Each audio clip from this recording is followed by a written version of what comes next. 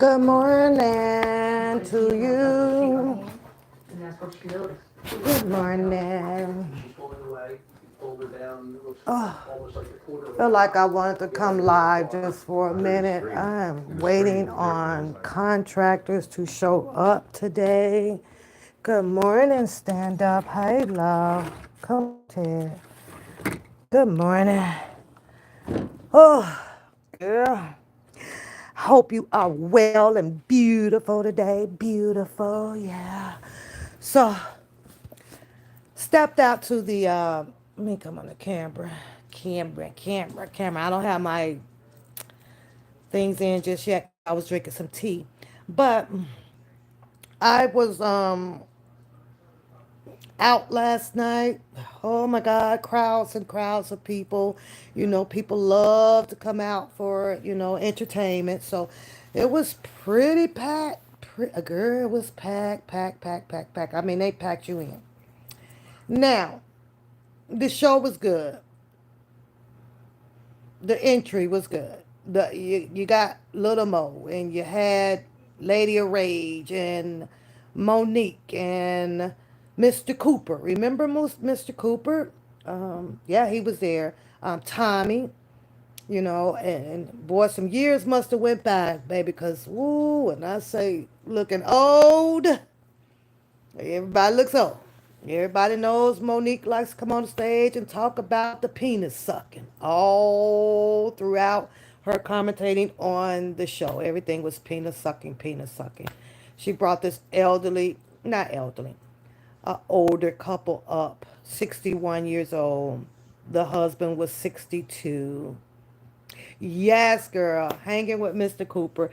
I actually liked him. I was laughing my butt off at him. He was pretty good. And Tommy, yeah, Tommy, Monique, Rage, Lil Mo, lady named Cody or something from out of Chicago. She was good. Hi, love. Hi, love bug. What's going on? But I just hold on, sit tight because I want to talk about the self destruct. I want to talk about that and what I see, what I've heard, and what I say and what I hear, it probably don't interest people, but of course this is my YouTube channel and I want to talk about it. And that's just that until the contractors get here, which they should be on their way. Supposed to be demolishing, doing the bathroom today. So, um, I had a beautiful night. Cat Williams seems a little bit tired, kind of exhausted, Had one of hi boss Miss Bossy, Bossy Miss. What's going on? Thank you for coming into the chat. That's what I want to talk about. It's gonna make sense. Whether if people would use a little of what makes sense to benefit them, so be it. And I'm talking about this savage, I'm trying not to curse, so let me find my words. Crazy case of what's going on between Bookham and Sylvia, amongst other people that has been brought in and around it, circumventing, with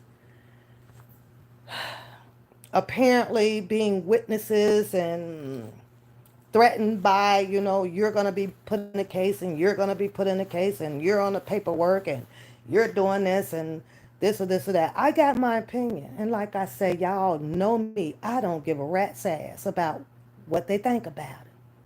But, hold that thought. I just want to tell y'all how my night was. And I really had a good night. I really did. So, welcome, boss. My mods are usually late, so I have to do all the welcoming and love you. And don't forget to hit the like, the share, and the subscribe button and all of that stuff. And I appreciate that you're here. So, the seating, you guys, the seating. I have a slur, but I don't. There's one. There's Joyce. Joyce here.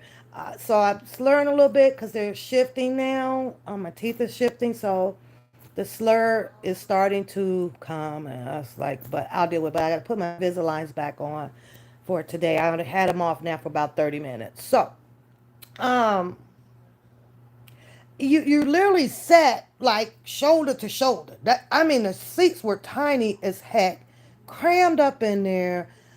So I was really unhappy about that. I was kind of displeased with Cat Williams' performance overall because I've seen his shows. So my expectancy when I got there, I knew I was going to be in a lot of laughter. Like seriously, I probably laughed about maybe one or two times because it's he got into the whole thing about the industry and how he's done with it because it's getting pretty scary for him and he was only doing it to bring the news back to the people as part of his stand-up act. But I wasn't happy with his. I had more enjoyment watching Lady of Rage. I rock rough and stuff with my iPhone. I had more entertainment with the entertainer from Chicago. She cracked me up. What she was speaking on and where I was sitting. What I like to do is kind of look around, just to see who's really listening because sometimes that facial expression will signify that what she's talking about could be about you. And it was mostly about the men, right? Having a major penile breakdown at a certain age and things like that. Yes, Monique was there.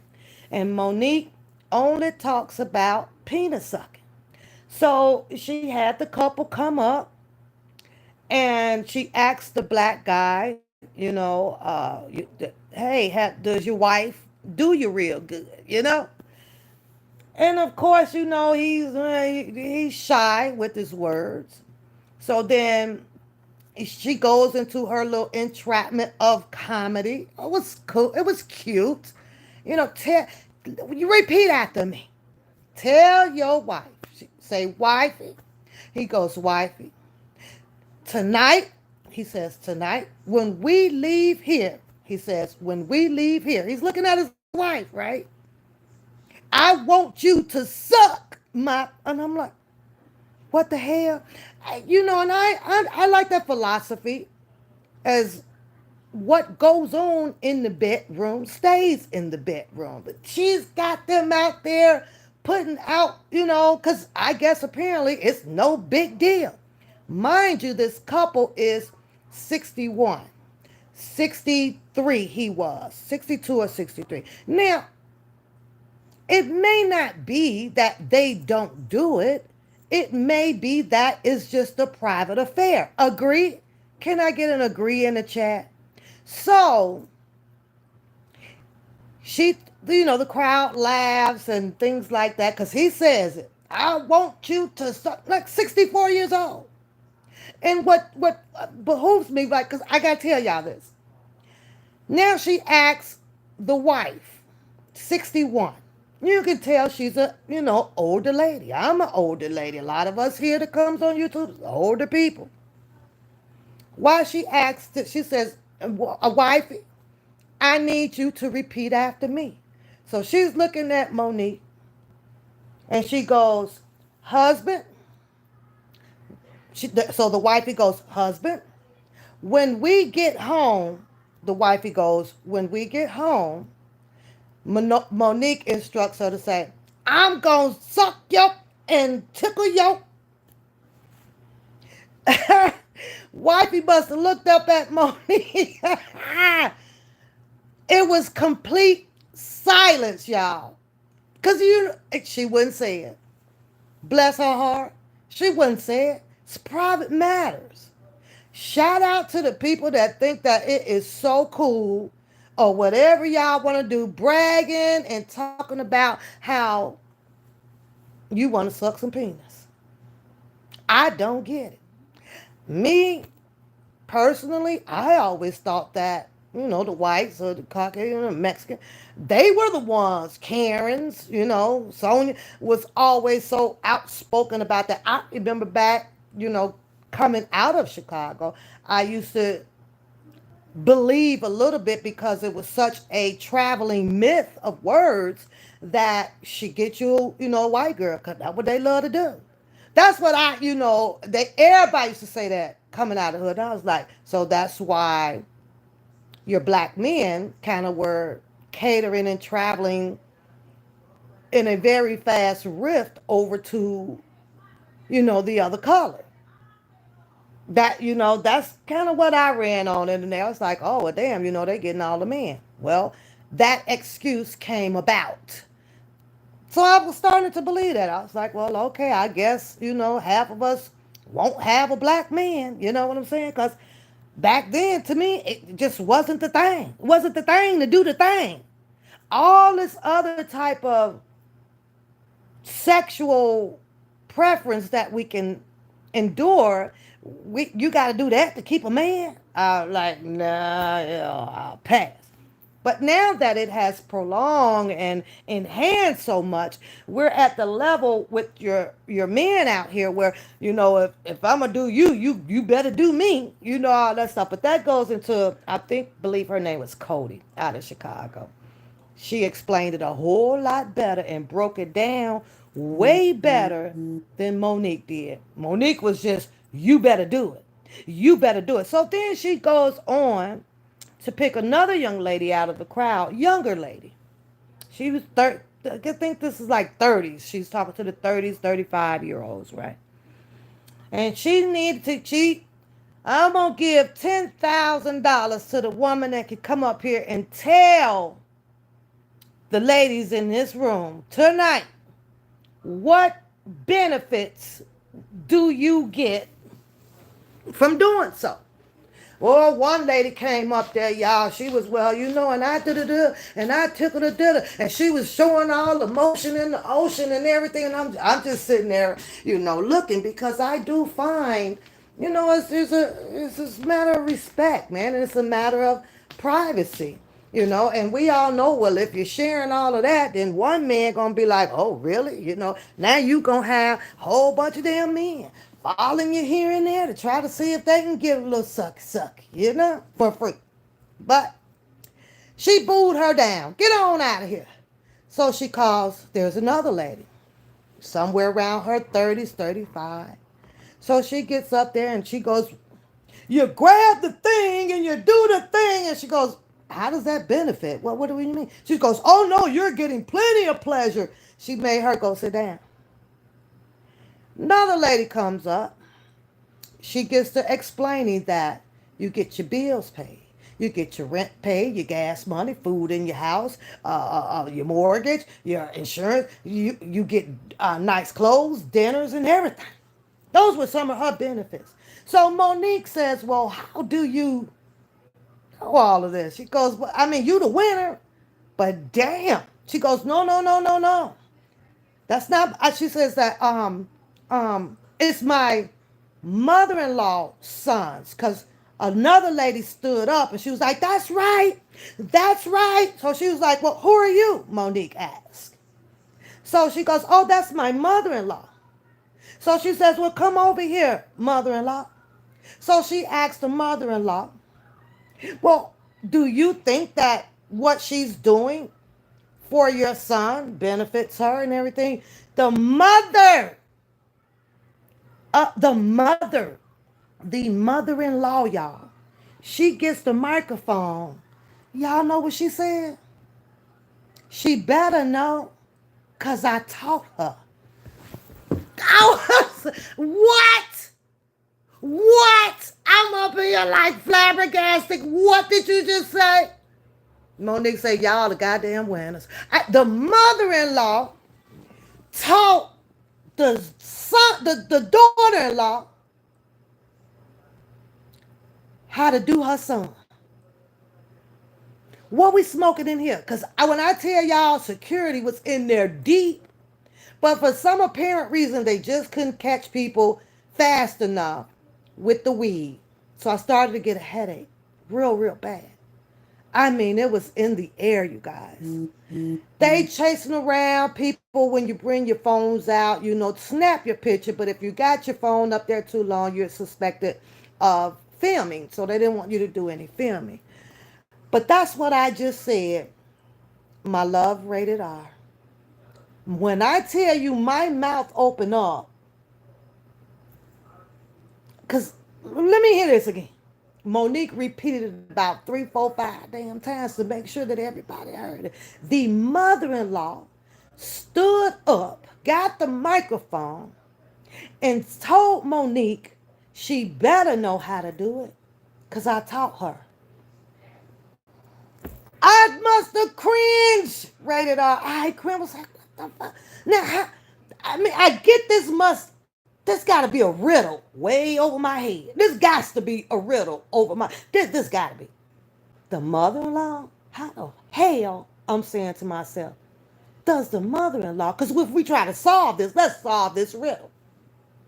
In order for the mother-in-law to teach the daughter-in-law how to handle the stick of her son means what?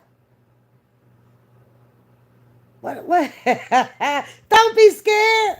Because that's exactly what my thought was. What you do?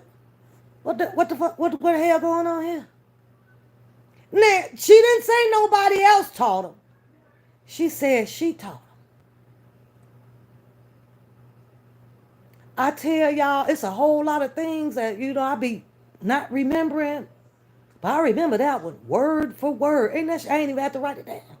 You taught your son, you taught your daughter-in-law how to handle the Dino? Oh, okay. Some straight up freaky deaky going on around there. Now, gets better. Because the truth is the truth. When they have this philosophy about, I was lost, Joy. Baby, I was scratching all my hair off my eyebrows, girl. That's how bad. Ain't nowhere in the hell. But the philosophy about the aging has so much truth to it. Because I'm looking at the daughter, and the daughter-in-law, I'm sorry, she's, you can see the 30, 35, She's got her leggings on. Really nice, cute lady. Husband is cute. Now, here comes the mother. When I tell y'all, the mother must have looked at least 5, 10 years younger than the 30-year-old. She's got on her whippity-whip bra with the silhouette beads on it and her hair cut real short with the diamond, with the gold glow cut. Yeah, I couldn't tell. I really couldn't tell. So now after I'm saying that, I'm saying to myself, okay, this got to be set up. This got to be some type of joke, But it's the truth, though. The mother-in-law looked way younger than the freaking couple. The mom. I was like, oh, God. So I guess sometimes it is in the food. It's in the, how well, wellness and health, how well you take care of yourself. The clothing that you wear, type of hairstyles that you wear that will bring that age down to the compartment of being young. You just feel young. I don't know. However, it is something that really has stigmatized my mind. Because ain't no way in the hell I would want my mother-in-law to show me how to handle her son's Dina. It just ain't gonna happen. I'm gonna have to get a book. I do go look up what anybody else other than damn mother-in-law. Just ain't gonna happen. I just cannot. I cannot. It was weird though. Anywho, y'all. So I ended up pretty much ready to go about 20 minutes before the ending of his show. I was literally bored now. Not only that, I get that we like to be seen and heard. It's part of our culture that we have adapted to and adopted. It's just us. We got to be out there. Baby, when I tell y'all, it was a lady behind me that had so many outbursts. And I know I have a crazy laugh, but I try to keep my laugh at a moderate volume. You know what I mean? I don't think that I ever been so annoyed by somebody's laughter, and I love laughter. But when I this she just loud on every freaking joke that wasn't even funny to me. I can't say it. I guess it was to her. But when I tell you, it would be so absolutely quiet in there. And she's right here, y'all.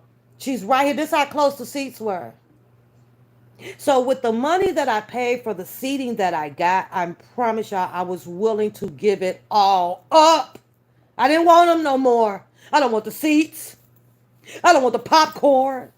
I don't want nothing. I just want to go.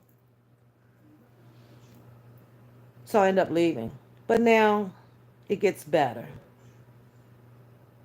And I'm not to judge you guys, but I'm going to judge. When I tell you that I can't stand what I see when I walk outside anymore among our culture, our people, in the type of dress attire that they wear, sickens the hell out of me, makes me want to puke. Let me backtrack on my story because, of course, y'all know your girl had to go get a drink, okay? I went, found me a little small bar. It was way in the back.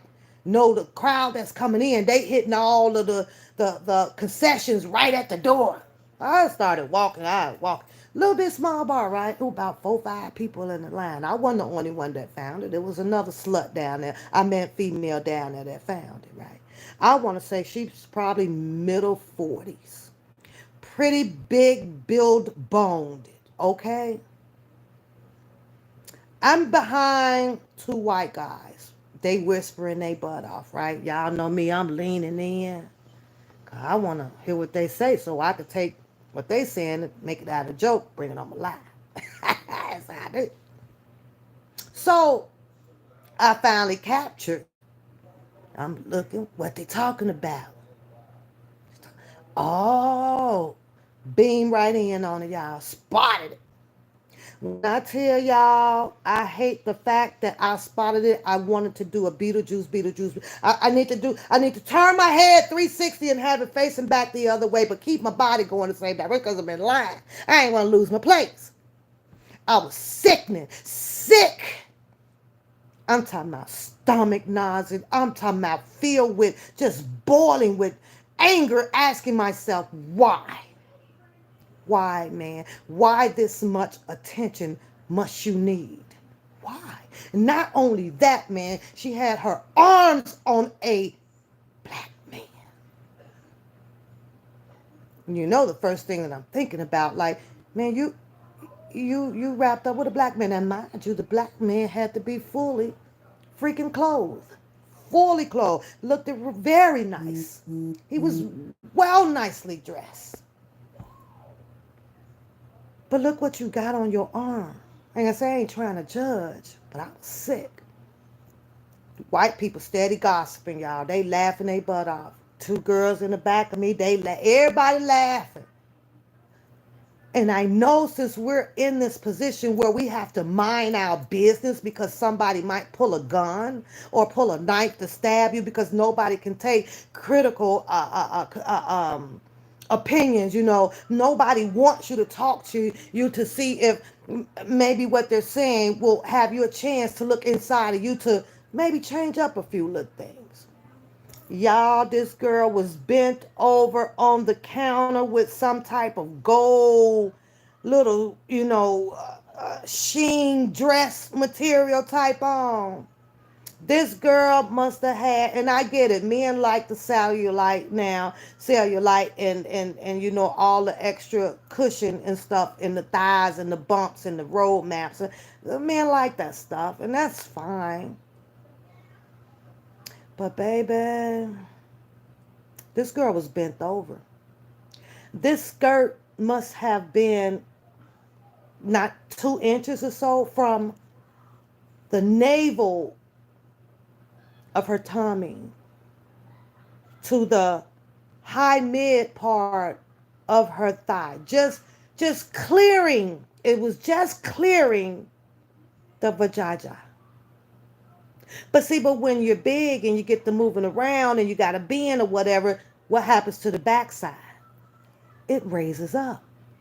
As long as you're standing up straight and you're walking straight, the dress will kind of, the skirt maintain its position of where it's at to hide a little bit of your private parts. I don't know if she forgot that she was wearing it, or was she flashing, or did she think that it was cute? I don't know. But when I tell you guys indecency, she was bent over on the counter. Magnitude of photo shoots that she done took with the Cat Williams drape that's down the hall that cost you about $30 to take one goddamn picture. I pass. I'll be all right. I'm a little bit savvy about my finances because there's more important stuff that I need to do with it. When I tell you everything from the backside was out, butthole and all. Y'all hear me? That was sickening. Do y'all know that you'll come across most women that will come outside with 85% of their skin out, but be in the house fully clothed like I am? Got a robe on, full scarf, house shoes, leggings, everything. But we wait to come outside. Rated R Love. When I tell you I wanted to throw up, she had on no underwear, not even a freaking thong. And those white people just standing there and they just laughing. When I tell you, you can literally see not just the crack, the entire butthole. Now I thought about, man, let me get out of this line because where I'm at and facing, that's directly where she's standing. So what did I do? Stand in line, close my eyes, I didn't look down. I kept looking at my phone, here and there. I got to find something to distract me because I need for this little whatever it was to get the fuck out the damn line. I need her to go. Everybody in line is just whispering and talking and talking. But see, but then these become one of those people when they hear your whisper. It's something in the power of the clothes that makes us bad. What you say? Da da da. Now they ready to fight. So it's the whole world just all fucked up out here, man. But I'm willing to bet you that she's in that house, probably fully clothed. She probably got children in the house, or or maybe a room. You don't know. Bet you ain't walking around like that. And had it been up in here, yeah, you put some clothes on and you got to go. But it was nasty. Now I'm trying to decide, do I want my drink? I don't want my drink. Mind you, 2 drinks. You will only get a minimum of 2. Only 2. And guess what they do? Put a stamp thing on one of your fingers. So just in case you go to the other bars. Yeah. So I guess, that was for safety reasons or whatever. You don't want nobody up in the building all intoxicated, messed up. And of course, we know alcohol has a mixture of something in it that makes people that, wants to get ignorant. So they was eliminating that process, that they were eliminating that part of the chemical in the alcohol.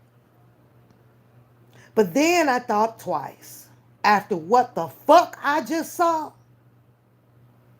I needed 4, 5, 6, 7, 8, 9, 10, but I was only limited 2. So I had to make my guy go get in line and get me 2 more drinks. Because it took me 4 absolute.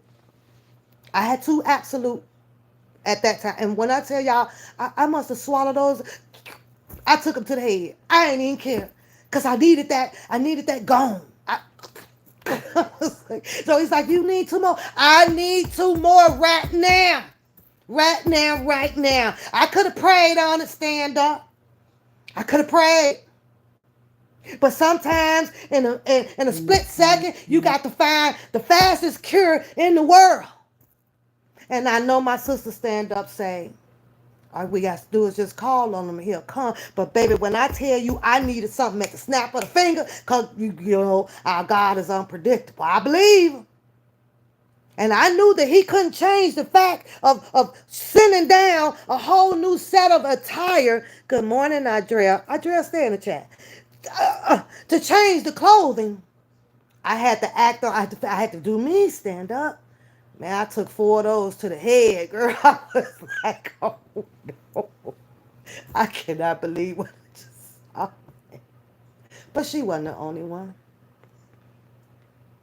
I get that we have to go out, but coming out now and because of the trend and the way history has changed, and I don't like putting things on the rap music, but rap, you know, music plays an important part of the change out here, you know, because we pick up on what we see, the videos, and some people, you know, it helps them, and some people it destroys them. So it is what it is.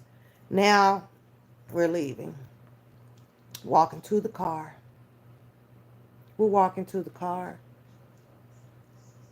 And it had to get down to probably about 39. But for some apparent reason, when winter comes, oh my God, it's freezing outside. Oh, it's so cold, it's so cold, it's so cold. Well, I still consider 30s cold. I consider 40s cold, but that's just me. I ain't never seen so much nakedness. And they stand there and they freeze their butts off. And they got on these 6 and 8 inches heels and they're wobbling to the side in them because they're this freaking scared. The things that we do. I question myself whether it is to impress them or is it to impress you. But it's very uncomfortable in doing so. It's the weirdest shit ever. I laugh at a lot of people, you know, that likes to insinuate my appearance or this or that, but I get clean. It just so happens to be that I'm not so caught up in the trend out here to be clean enough to impress you. I'm clean enough to be comfortable for me. And that's going to go over a lot of people's heads that like to do all of that yippity yap, yap, yap, because you're so caught up in what they've shown you on how a woman breast should be out or the butt should be out. Doesn't have to be. Mine are inside, but when I get time or want to make time, or it just happens in a spare of a moment, even growing up with relations, I always kept it in the bed. Close the door. Because what goes on in here stays in here. It's just my business. And I do believe in let the other man be in suspense. And if the heat of the moment happens or whatever, then there you go with your private affair.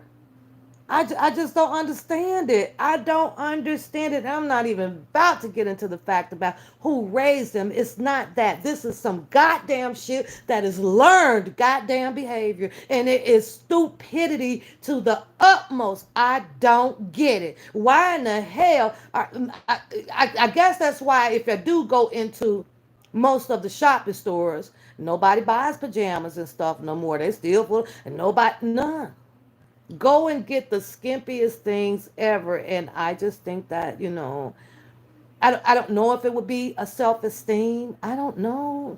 You know, I mean, I'm sure it's probably one of those matters, but, or elements. I don't know. But when I tell y'all, this woman here had to be maybe close to 300. She's got on her fishneck stockings. Same length of a skirt that the previous young lady had on, all black.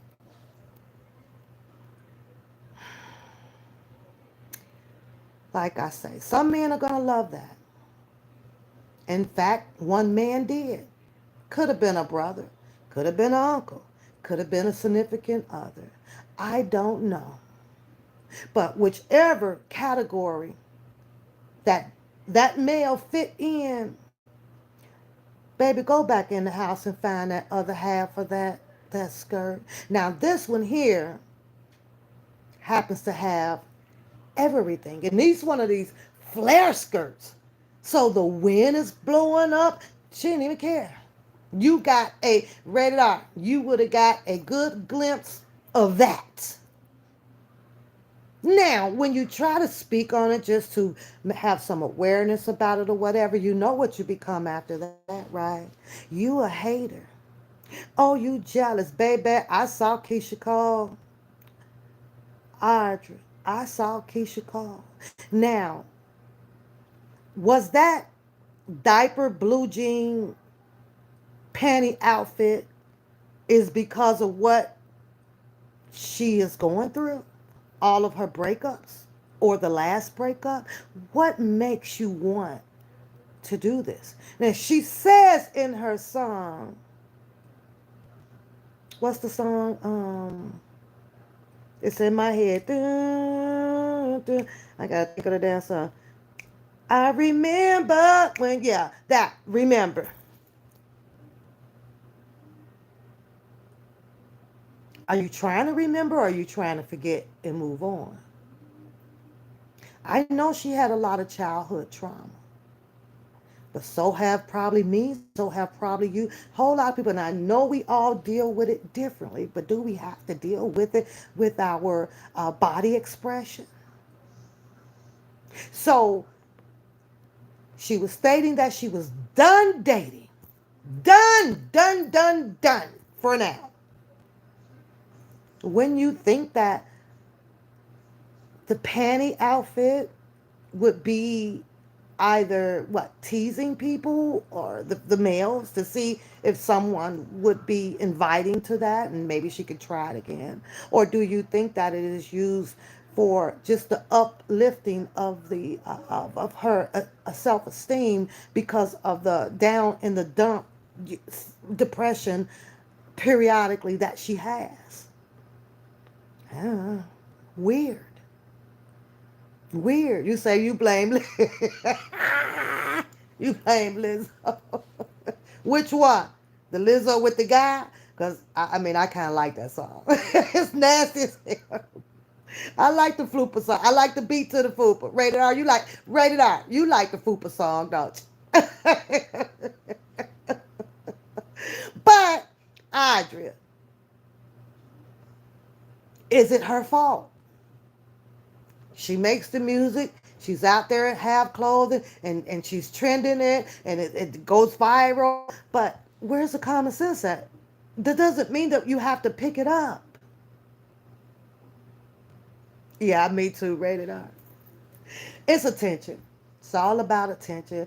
And it is what it is. We all seek it in some shape or form or fashion. I just would like to see it kind of change just a little bit back to decency. Another one, Meg the Stallion, shocked me, Audrey. When I first started following Meg, she was talking about college. She had on clothing. She was out, and a lot of her stuff was awareness to the younger generation. And I was really like digging Meg. Like, okay, finally got one.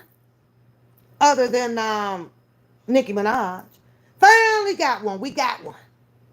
Honey, and I think it must have been about within the year or so while she was still doing her college stuff. It was one piece coming off. It was another piece coming off. It was another piece coming off. And then the music started to change. With the wop and the wop, wop, wop, because you're gonna suck it, bop, bop, bop. And I was over here like, what happened? Wait, what just happened? Did I miss a couple of months in between her growth? What the hell just happened here? That was it for me. That was it for me. All of her music went to X-ray. The majority of her music. Let's keep it honest. I was really shocked.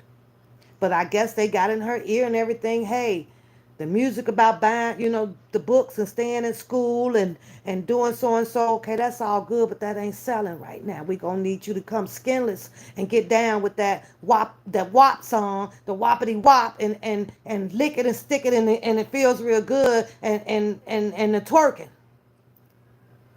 That was it.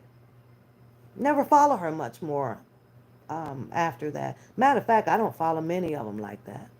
Not even that damn new group down there with the Lizzo or the Sexy Red and stuff. I'm gonna hear the music. I play my series sometimes when I'm in the truck, and there it is. And it's like they're all in competition of talking about who got the wettest wop and who how many. It's crazy, but that's what sells. So what makes the money? It's crazy. So will the trend ever stop? I don't. Will it change in a couple of more years down the road? I don't know. But all I know is the fact that what I believe, and I believe in a fair way, an honest way of chasing the dollar bill, is when you will receive the blessings of God. Those are the people that I believe and know how those particular times turns for you, and you started seeing a magnitude of growth like that.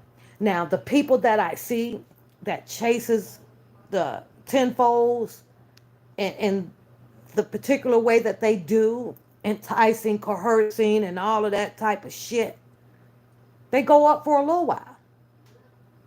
They don't stay up forever. That's how I see it. So I go ahead on, have your shine, have your fun, and everything. But I do believe in God knows, God sees everything. Maybe that's so why sometimes I be careful with the way that I have to believe that my steps are ordered. I can't do it, y'all. I can't come on here. We're going into the second part of this live because I don't know where my contractors are, but now they are late, and now this is where I get to argue about the fees of what I am being charged with because they just opened the door for them. I don't do late. Matter of fact, I haven't even got a phone call. So there we are with that. And I'm comfortably sitting here as whether if you show up or not today, I don't have to pay you. I can go mosey right on along and interview and find someone else who seriously wants to do the job. My money is still sitting and waiting, just like that. But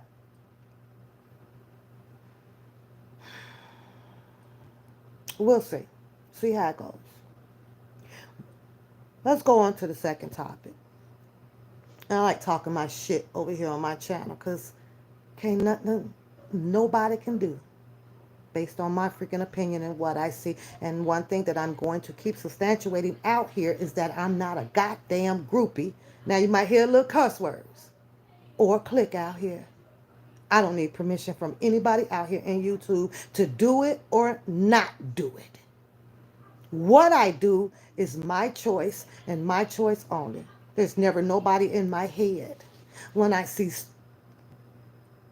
crap going on that just can't go away because you don't want it to go away. You just want to keep it going on. This message does not apply to everybody, but it does apply to most and many. I don't give a fuck whether if you take it and run with it or bag it up and put it in the goddamn or the dumpster or flush it down the garbage disposal. I don't give a fuck. I don't have that type of mentality where some things like this bothers me consciously. You understand? 'Cause I got a whole bunch of other shit. Like this damn dog sitting over here who just got a shot today, this morning, and keeping an eye on him. He has to have another tooth pulled. $700. Insurance is only going to cover the x-ray and the anesthesia. That's my problem. That's the shit I got to worry about. But let's talk about the network, working with the goddamn network. Adria, I'm going to speak to you for a minute. And like I say, I will continue to shout you out because you as well has a voice just like everybody else. You as well has had the opportunity to do your own entire investigation and sway to whatever side you choose to do so. What I commend you for, Audrey, is that you took your situation,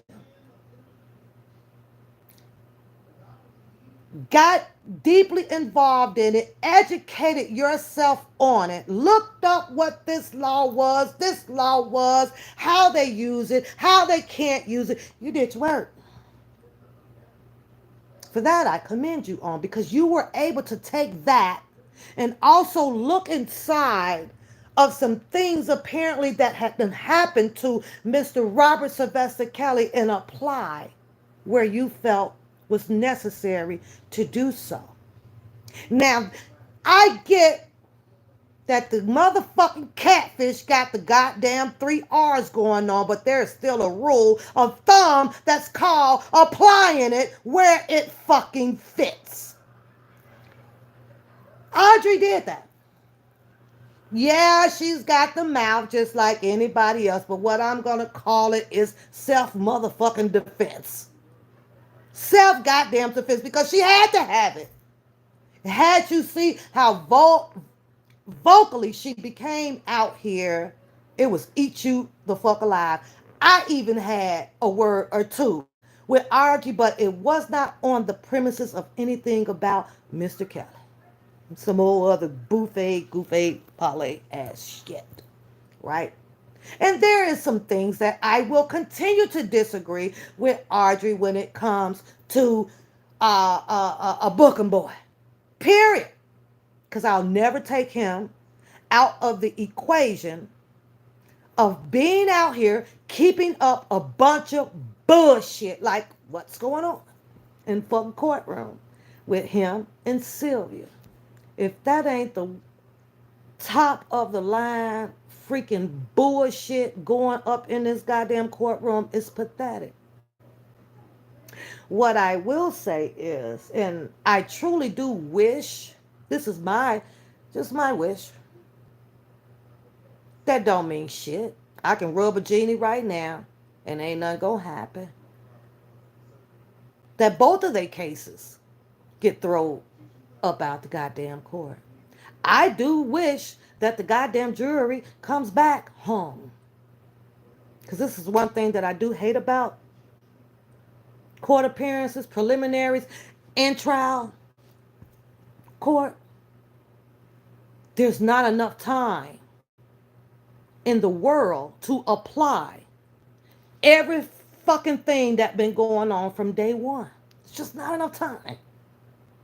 You want to find things that's more sticky, like shit, to throw up against that goddamn wall, have a valid witness, valid exhibit to nail just a guilty verdict on whoever it is that needs to be guilty. Now, have I had my damn opinion about it? And the back and forth of what I seen and this over here and this over here, no matter what the fucking excuse is about it, they both motherfucking guilty if you ask me. They both are. So now you're up in court and you got the pot calling the kettle black and the blackness coming off the kettle that's motherfucking black. Who the fuck they do that shit at? Where? It's preponderously goofy. I ain't never seen, like, it's goofy. He said this, she did that, she did this, he said that. That's pretty much all of what it had been. This whole conjuring of documents. I couldn't even waste my time reading it. I wouldn't waste my time reading it because you know it's just a mumble jumble of pointing goddamn fingers. Stupid to me. It's real stupid to me. Yeah, I saw that, Audrey, but at the same time, Sylvia got people on her ass over there, and that's from that Nesto ass community over there. She got people riding her ass like a goddamn donkey, riding her ass. But none of them, none of them, Audrey, are innocent to the bullshit. None of them. I don't care how they sway it, put it, curve it, turn it, squeeze it. None of them are. And I have to tell you, had I been a freaking judge, yeah, they both would have had their asses up out of here. Get on, fuck on with this bullshit. What did that first judge say? Stop fucking with each other. Just stop it. Go away. Do you know how fucking easy it is to turn off a motherfucking light switch? Or maybe is it just me? Because I can ignore a motherfucker like it ain't nothing. You can walk right past here in this living room right here. I see you, but I don't see you. I hear you, but I don't hear you. You become non-existent to me. When I do come out here to rebuttal on something pertaining to content that I saw or whatever, that shit is to laugh at it. I be laughing my ass off at this. Look at this bullshit here. Look at this bullshit. Look at that. This is some bullshit. This is some bullshit. Now, my title says, my thumbnail says, self destruct. Now, Audrey, you read the case. You read cases. You are one of the many out here that gets into the law, statutes and everything. Hey, sweetheart. What's going on, Jocelyn? Big hug, babe. Yeah, you do all of that. You tell me where it becomes a very smart ass thing to do, no matter how much pressure you may feel that you're under, to talk to irrelevant ass motherfuckers. Number one, that ain't helping you pay for your case. Number two, really can't help you do much of shit about a case. Nothing. Number three, if you, it by any whatsoever, has partake in any back and forth, that's why I say this case needed to be held for a long time, right? 'Cause everybody's shit needs to come out, right? What makes you think that you would be a good advisor to any motherfucking body? Because all I got to do now is when I go to court, they call your ass in, and they going to show this, bring this up, do this. Hell, you ain't credible either. You done did some shit too. The fuck do I want to talk to you for? The fuck do I want your advice for? I got to stay clear away from you. Not only that, pre-litigating a motherfucking case, telling people what you have, what I got, and we know this. Number one, we all know that this is a virus out here, and this is what kind of mostly helps all of these agencies, whichever one you want to use, FBI, ABC, ICE, FTA, well, I don't give a fuck, use one, solve their goddamn cases. We are our worst goddamn enemy. We destroy ourselves, and it is fucked up. And there's only one reason why. And I used to show it when we came on this fucking live when I started streaming. Because we don't do this. We don't. Oh, that's the wrong thing. We don't know how to shut the fuck up. Now you find yourself up there in the hot seat trying to explain yourself out of some shit that you don't even want to be in. But you don't know that you're going to be in it. You don't know why I'm going to be in it. And it's because you talk too goddamn much. Tell every motherfucking thing.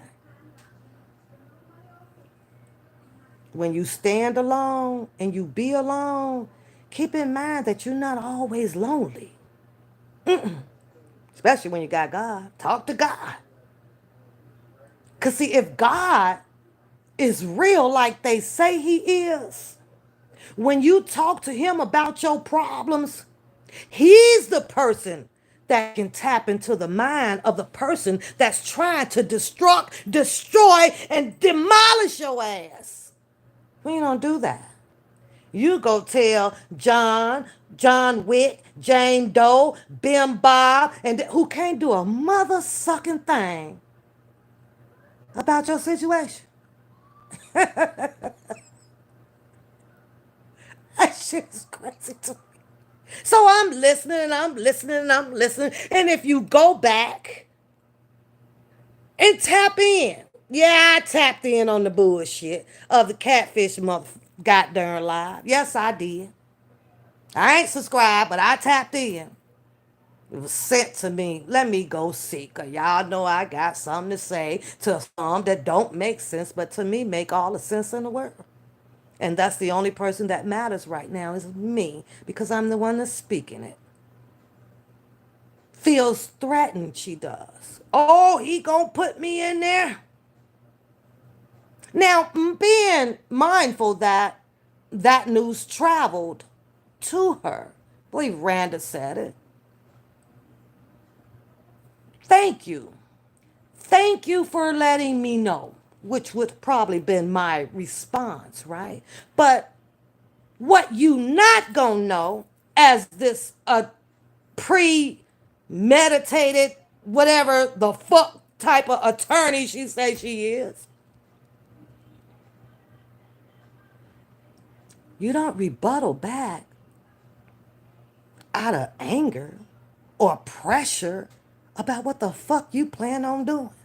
Once again, oh, I bet he won't. Oh, I'm going to do this. Oh, I'm going to do that. And I'm going to do this. Let me tell you how stupid that shit is, right? Knowing that the Bookham boy is listening in or replaying it, right? So you just finna, you going to help him prepare for a different strategy. Fuck. Turn a light bulb on. Turn a motherfucking light bulb on. What fucking attorney? Who does some shit like that? They call me stupid over here.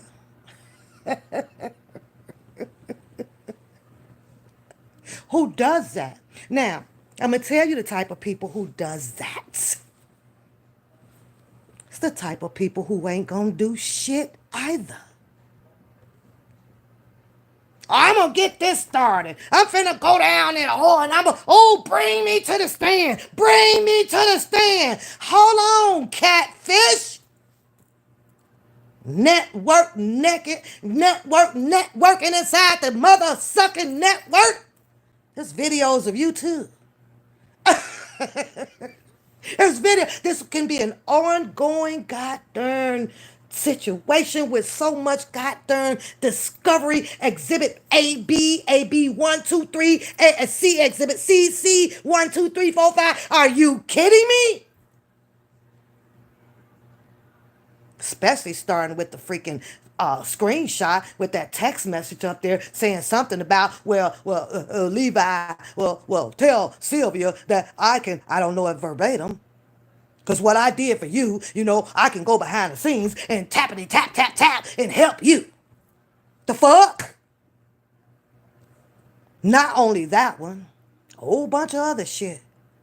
Let's rewind, because I happened to go and get sent then the Bookham goddamn content where he plays an old one. And this the shit that behooves me. Did y'all hear what Catfish was saying on that live when she was friendly holding the Dino up there on the platform? I don't know if it was because she was happy to be up there and wah, wah, wah, wah, wah.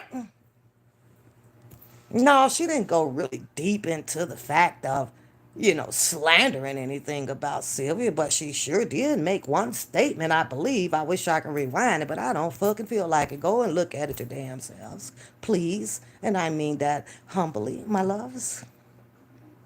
Where she says, it was pertaining to the car, right? Oh my. Oh, I need to find it. Hold on, because that's what the fuck I'm going to do so that we can get this on the record. See, I find it really funny how come out here, everything except for keeping the situation at hand of what everybody came out here for. That was free R. Kelly.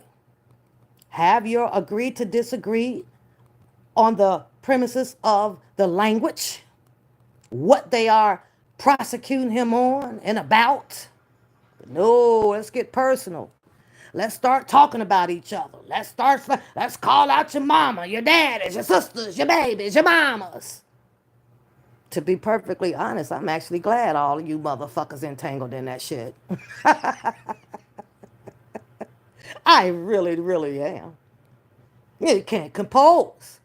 You come out here to decompose a motherfucker on some bullshit on YouTube.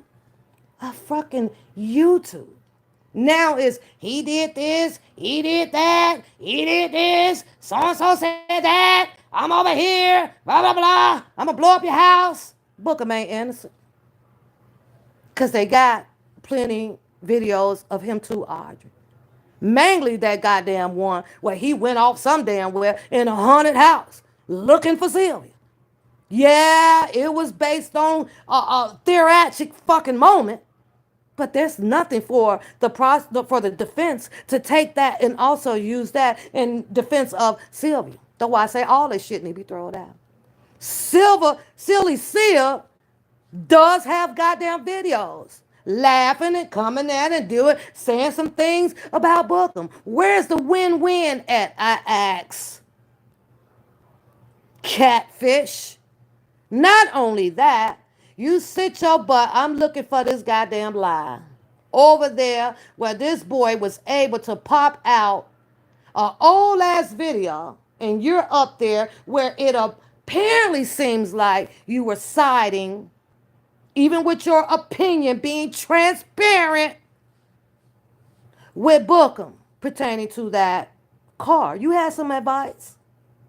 But now that you learn that your name and this and you could be brought in here, now you on the outside over there with your pom-poms for Sylvia. Not technically, but technically. Oh, shit. Girl, I was over here laughing my ass off at you. But see, that's what they call, from my neck of the woods, catfish. Get in where you fit in, especially when you are a lot of this. You wants to be heard and seen. See, not only did a lot of people do a lot of double talking, you, on the hand, apparently did a lot of fake characterization bullshit. You know, I like you. Well, I don't like you. Oh, and now all y'all friends some bullshit. Oh, but fuck you, nigga. I meant ninja, and I ain't going over there, but I'm gonna explain to you how this law should go down over here, and over here. But then, now I'm mad at you, so now I'm gonna go over here, go on Sylvia panel, give her a little bit of recommendations. Motherfucker, I call that a goddamn conflict of motherfucking interest. You need to go sit your ass down. Put 3 strikes in the goddamn chat. Strike that motherfucker out. You got advice for this person over here? Who the fuck are you representing? You got advice over here, and advice over there, and advice over there for this motherfucker. No wonder your ass is a fired ass goddamn whatever attorney you are. Whole goddamn conflict for your damn self.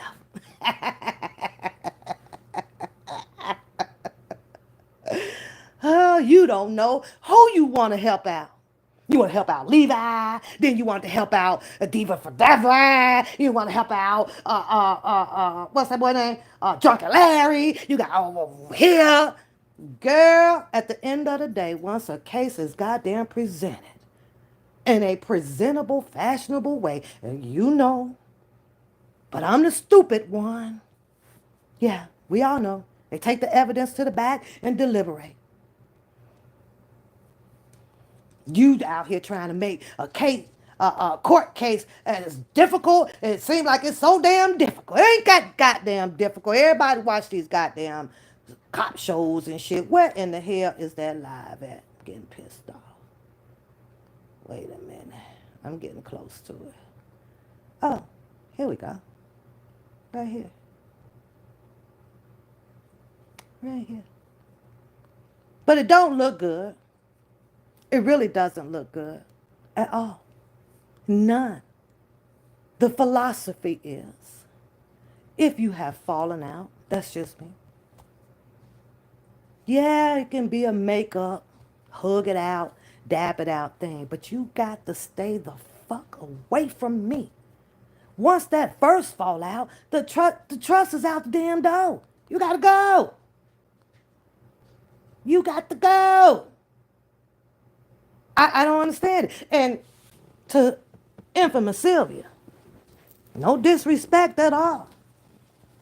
But you can't tell me that she's sitting there oblivious of not watching the Bookham show when the catfish was on there and then come with the excuse, well, I wasn't attacking her and attacking her. I'm going to say this to Sylvia. It didn't matter whether if it was about an attack or not. It was the fact that I'm sorry. If that's your ops and somebody has already done dilly-dabbed, laughed, kicked it, offered advice or this or that, what the fuck do you want to take advice from her from?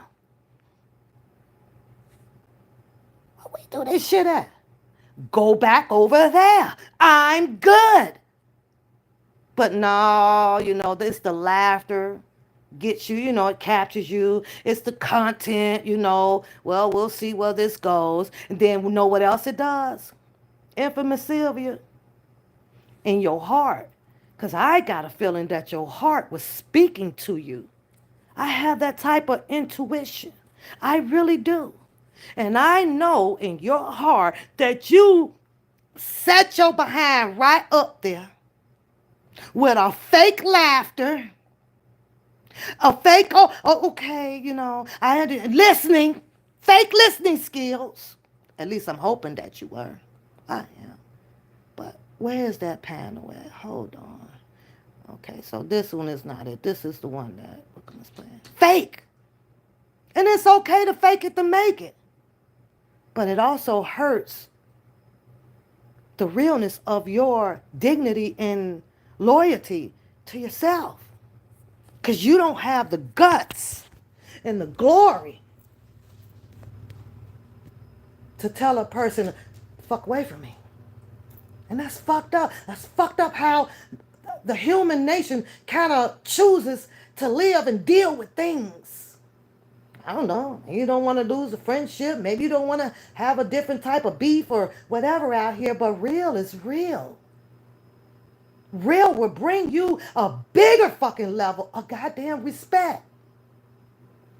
And now that she's had the opportunity to sit there after she done hee la ha, laugh with this person, and what? You took her on because what? She knows the law. She has advice for you about the law. Some shit that you can do on your own or find other people who has no relevancy of this fucking YouTube characters. What? This is all y'all got? This is it? I was laughing my ass off. I'ma find this damn video. Teddy said, let me outside. Because you is doing your preaching time. Yeah. Hold on. We gonna find this. Let me go to over here. I think I can find this. But this is her words. This is also her actions. And actions sometimes speaks louder than words, right? We know that a lot of people are literally convicted off of their actions when they start allowing all that fucking videos and shit to come in from public opinion, social media. Yeah.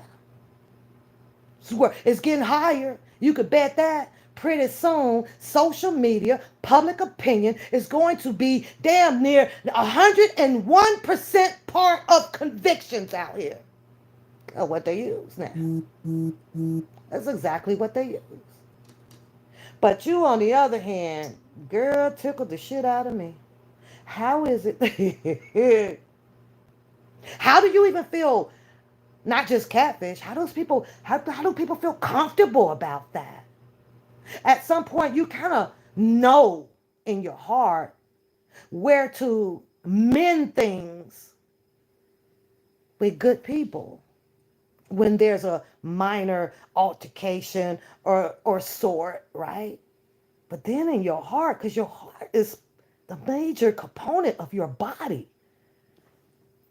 these two speaks to each other. So if you're not trusting this, then you sure ain't trusting and they have you doing some goofy shit because you won't allow them to work together to make you out of the person that you can be and make wise decisions, choices. Don't do that shit. You just have them both fighting against each other. No, do this. No, you do that. No, you do this. No, you do that. Okay, so I found it. Okay, let me see. Where is that older fucking lie? But then now it's let's throw it all out there because everybody's mad at each other. Sometimes doesn't matter about the level of the madness that you can get to, right? It's again the character that you display behind it. Once you turn that faucet on and start running your mouth, right? Because you want to be heard and you know you want people to hear this and I can't stand when I cannot find. Okay, no, that's not it. And I just like literally watched it, but my history list be so big because I watch a whole lot of other stuff. Somebody tell me which one is it? The video where Bookham shows. Okay, I'm gonna turn from that one because Bookham, that damn last video you did set with his official Dana J with the green up there. That whole damn video is a bust down ass lie. You just sat on there and just created a whole bunch of jibber jabs about you and all that prosecutor stuff. And the crazy thing about it is like, and Audrey, you know, because you know your footwork when it comes to a lot of these kids. You know your footwork. And that's one thing that, you know, but I'm not saying that you have to or whatever. I just hate when some things goes unknowledge, you know, unspeakable, speakable about when it should be spoken of. Like, wait, no, no, no, just to savage a friendship. Because if you out here to savage what they call a YouTube friendship, and you allow one person to get away with some bull crap that they're saying or they're doing, then it makes people question you. That's just me. And I have questions because he has said some things that, nigga, that don't make sense. Nigga, what court is this? I went down, you know, I was going to get something because I need some paperwork for work. Well, if he's already working, before he got hired, my first thought was, but did they tell you what paperwork and everything that you needed pertaining to the job?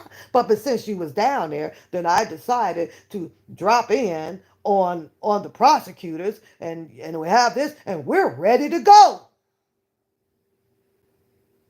You're ready to go. What you ready to go for? You you already done did your shit. All you gotta do is go sit back now. But Sylvia team, the defense team, you know, they wants to do their investigation. Well, he solely believes. Someone who is not even an official of the goddamn court. He's only the official of what his name says out here on YouTube. Because he ready to go. Oh, wait, he ready to go. Teddy, stop scratching on that door before I pop you in your nose. Where is this damn line? I don't know, y'all. I have to find it. Because it was just like a couple of days ago that I watched it, but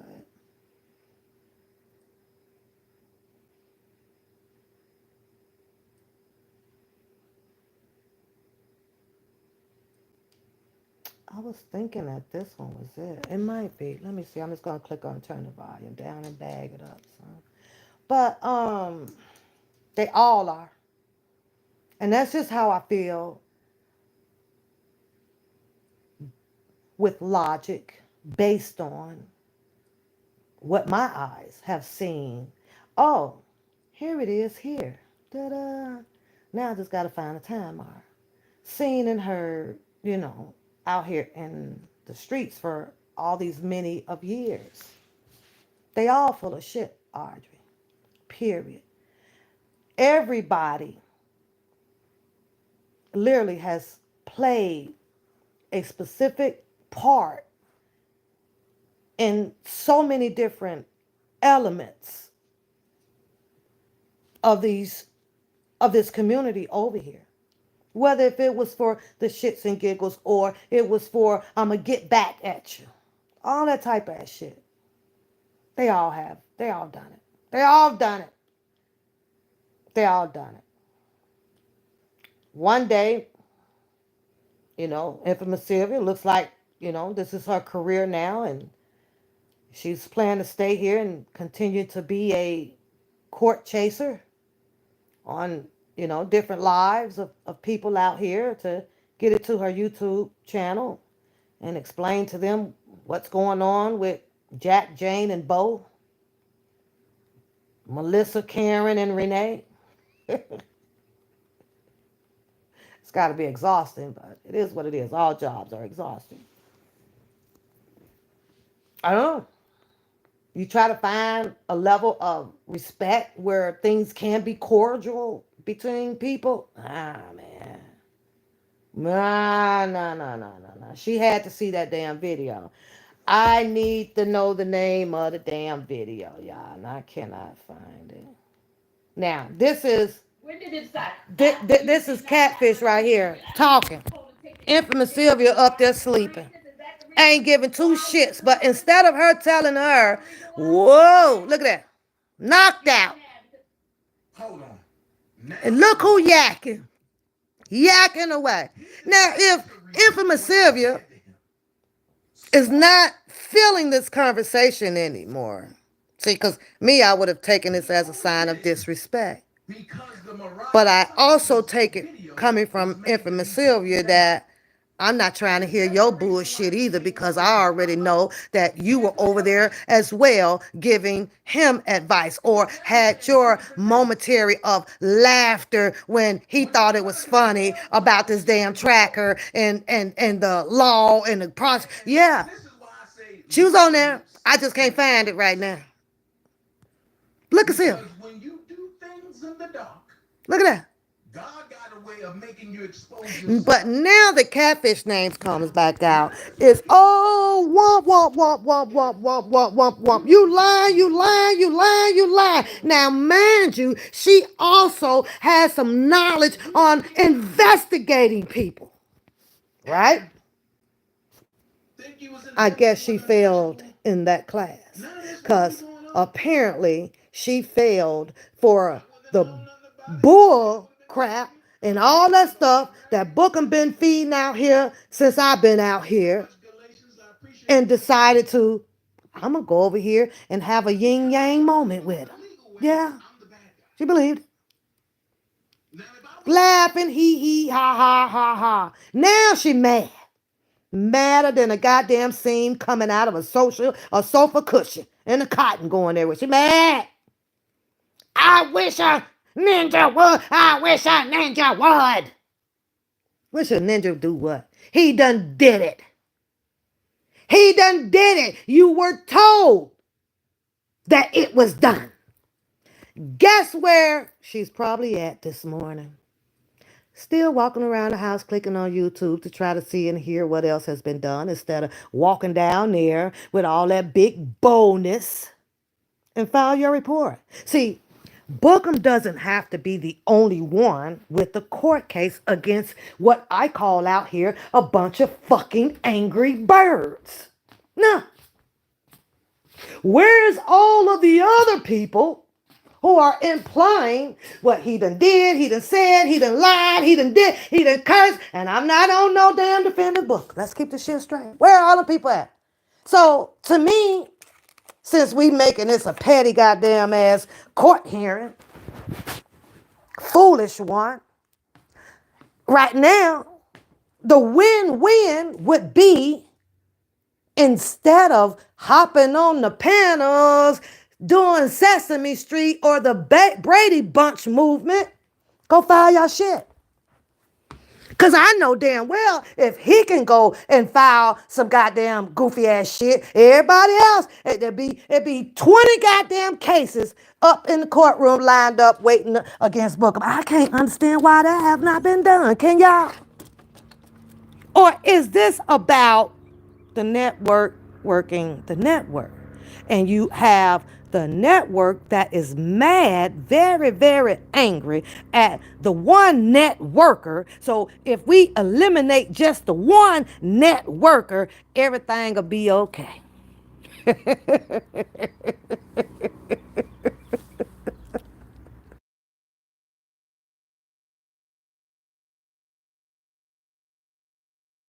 I don't think that they ever realized, or they probably wondered that, network was going to fall out against the damn network.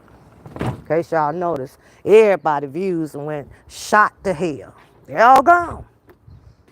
Everybody ran off everybody's panel. That's because everybody had their own little likeness of people, blah, blah, blah. Shit's crazy.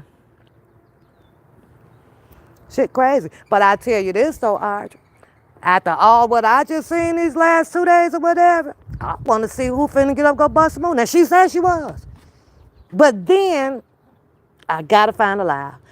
The contradiction happened, right? Throughout her screaming, she would have led you to think that she was about to bust a move. But within the same conjunctory ass sentence, she switches it up. Well, let me see.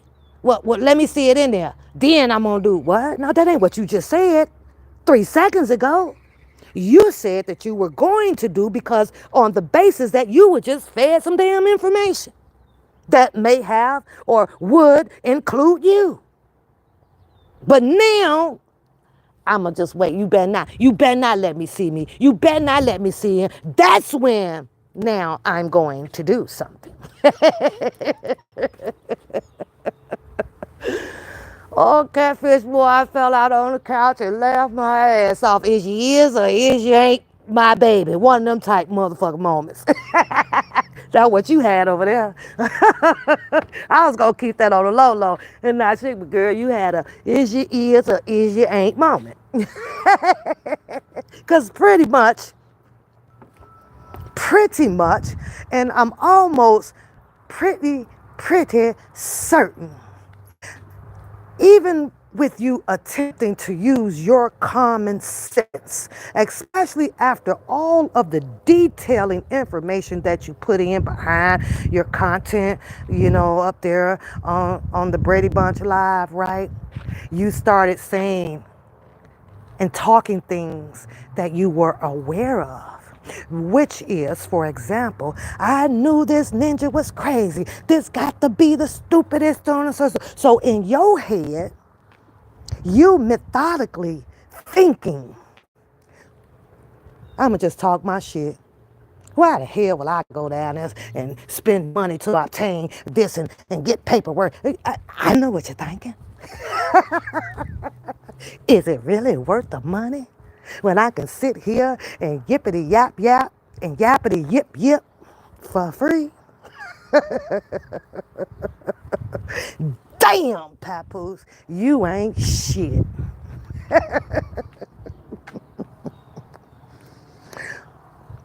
When the matter of the fact is, tat your finger up. Tat your finger up. And every time you get ready to slip, put your finger up to your mouth. That's what I do. I had to practice it. Kind of work though. You mentally kind of help yourself.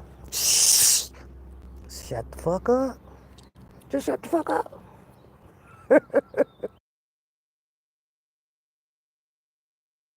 That's it, that's all.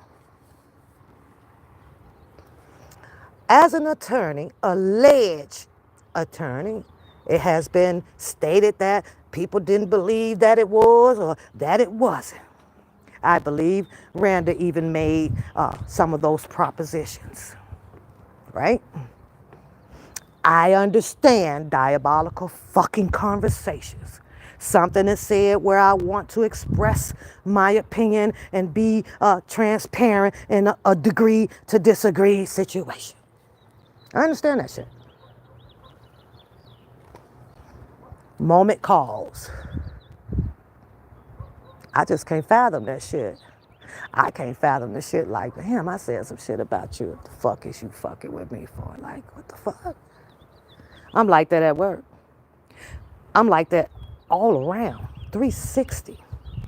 Not knowing, but knowing for a fact that I've heard some shit, you said some shit, we done some shit. Keep that shit over there. You know why? Because now what we've done was probably premeditated episode, what are we on? 1259, probably coming soon to a motherfucking tube channel near you. Pretty much. Yeah. But now you have this uncompromising situation going on. Kind of, okay, but I'll do it. I was listening to that one damn boy over there. What's his little slogan? It's the view for me. No, it's the fake shit for me.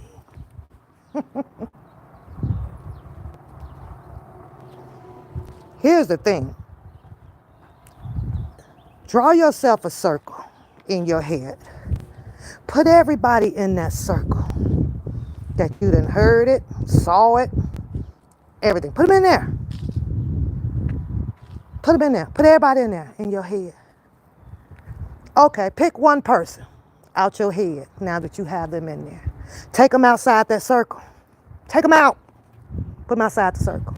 Now you got the 10 in there. And you done took that one out. Just the one. May have a chance. Survival. You tell me how innocent that person was when that person was just in that motherfucking circle. Figure that equation out. And I guarantee you your answer should be 0 to motherfucking none. Period. Period.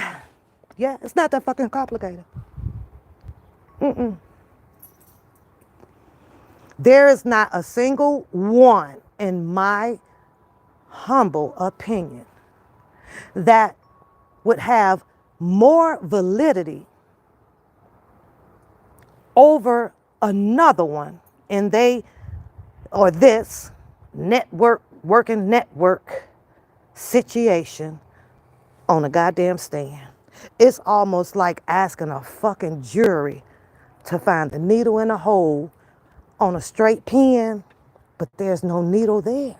But they're steady looking for it. Ain't fucking there. What do you come up with? Hung motherfucking jury. Oh, y'all get the fuck out of here. This is a matter right here of some goddamn Dr. Phil. Of somebody goddamn's doctor. I don't know which one. Who else handled this? This is a matter of maybe Judge Judy. That's what this shit is. The fact that money is to be wasted and time is to be wasted. All because we're looking for the truth from individuals who does not have the fucking truth. It's not there. It's not there. A story to be told.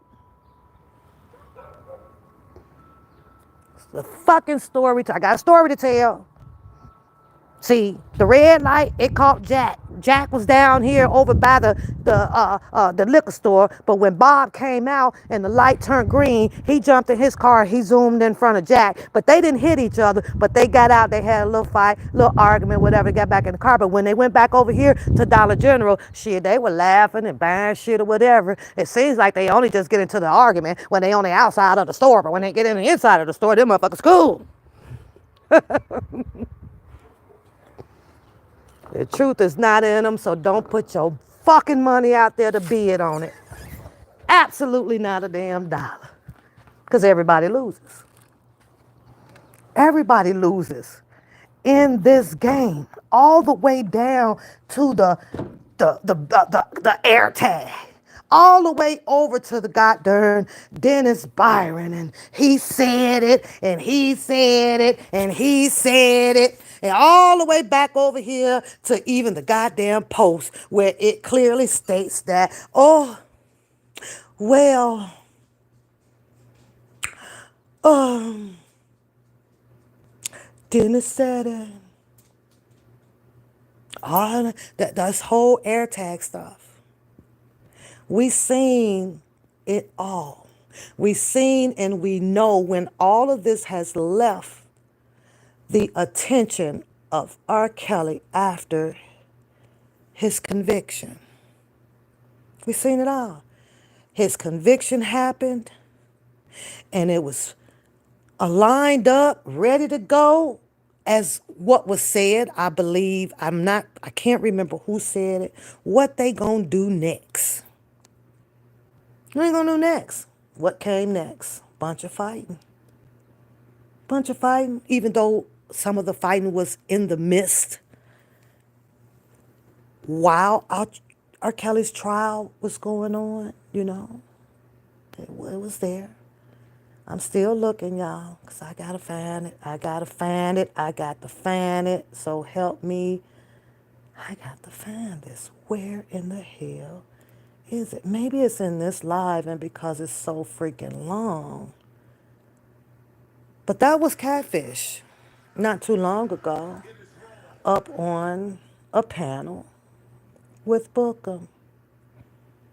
Some of it might have been some words of encouragement. Some of it was a lot, you know, the little laughter. Some of this was about what the law can do, what the law can't do. We done seen the law work as mysterious as God himself. We have seen the law work just as mysterious as God himself. But that does not mean that everything that you say pertaining to how you premeditate what's going to happen in that court is going to work and play out the way that you chooses to teach it. Does it? It's one thing about prosecution and defense. You gonna know, 13 cards in your hand? Out of the 13, they're gonna share you probably 6 or 7 of their face cards. I'm gonna share it to you. But you're not gonna see them all. You're not. And we know that to be true because we've seen the cards shown throughout the R. Kelly case. And what did they do? By golly, come back with superseding, changing this, changing that, changes this. And even in the court of law, they will stand up there, think some things that is not pre-worded in black and white on that paperwork, they'll try to slip some shit in. And sometimes dealing and depending on who that judge is, just may say, I'll allow it. Now, there's one kudos I will give to Randa when I was listening to that live. And that was the one when she stated pertaining to the defense. The defense does, as she stated, and probably will, have the last or the right. I don't know all the goddamn court words. Unless I go downstairs and get my book. To pull, dig, and dive through the history of something to manufacture up more of the evidence without Bookham side prosecutor even knowing and possibly present some of this shit at the last damn minute. Now, why would I don't understand for the sake of me? When I heard something like that, and knowing I'm putting myself right now in Bookham shoes, and those are some big ass fucking shoes to wear, okay? Oh my God, I can't find this fucking live. I really cannot find it, you guys. That's crazy. After hearing that, because it was pretty much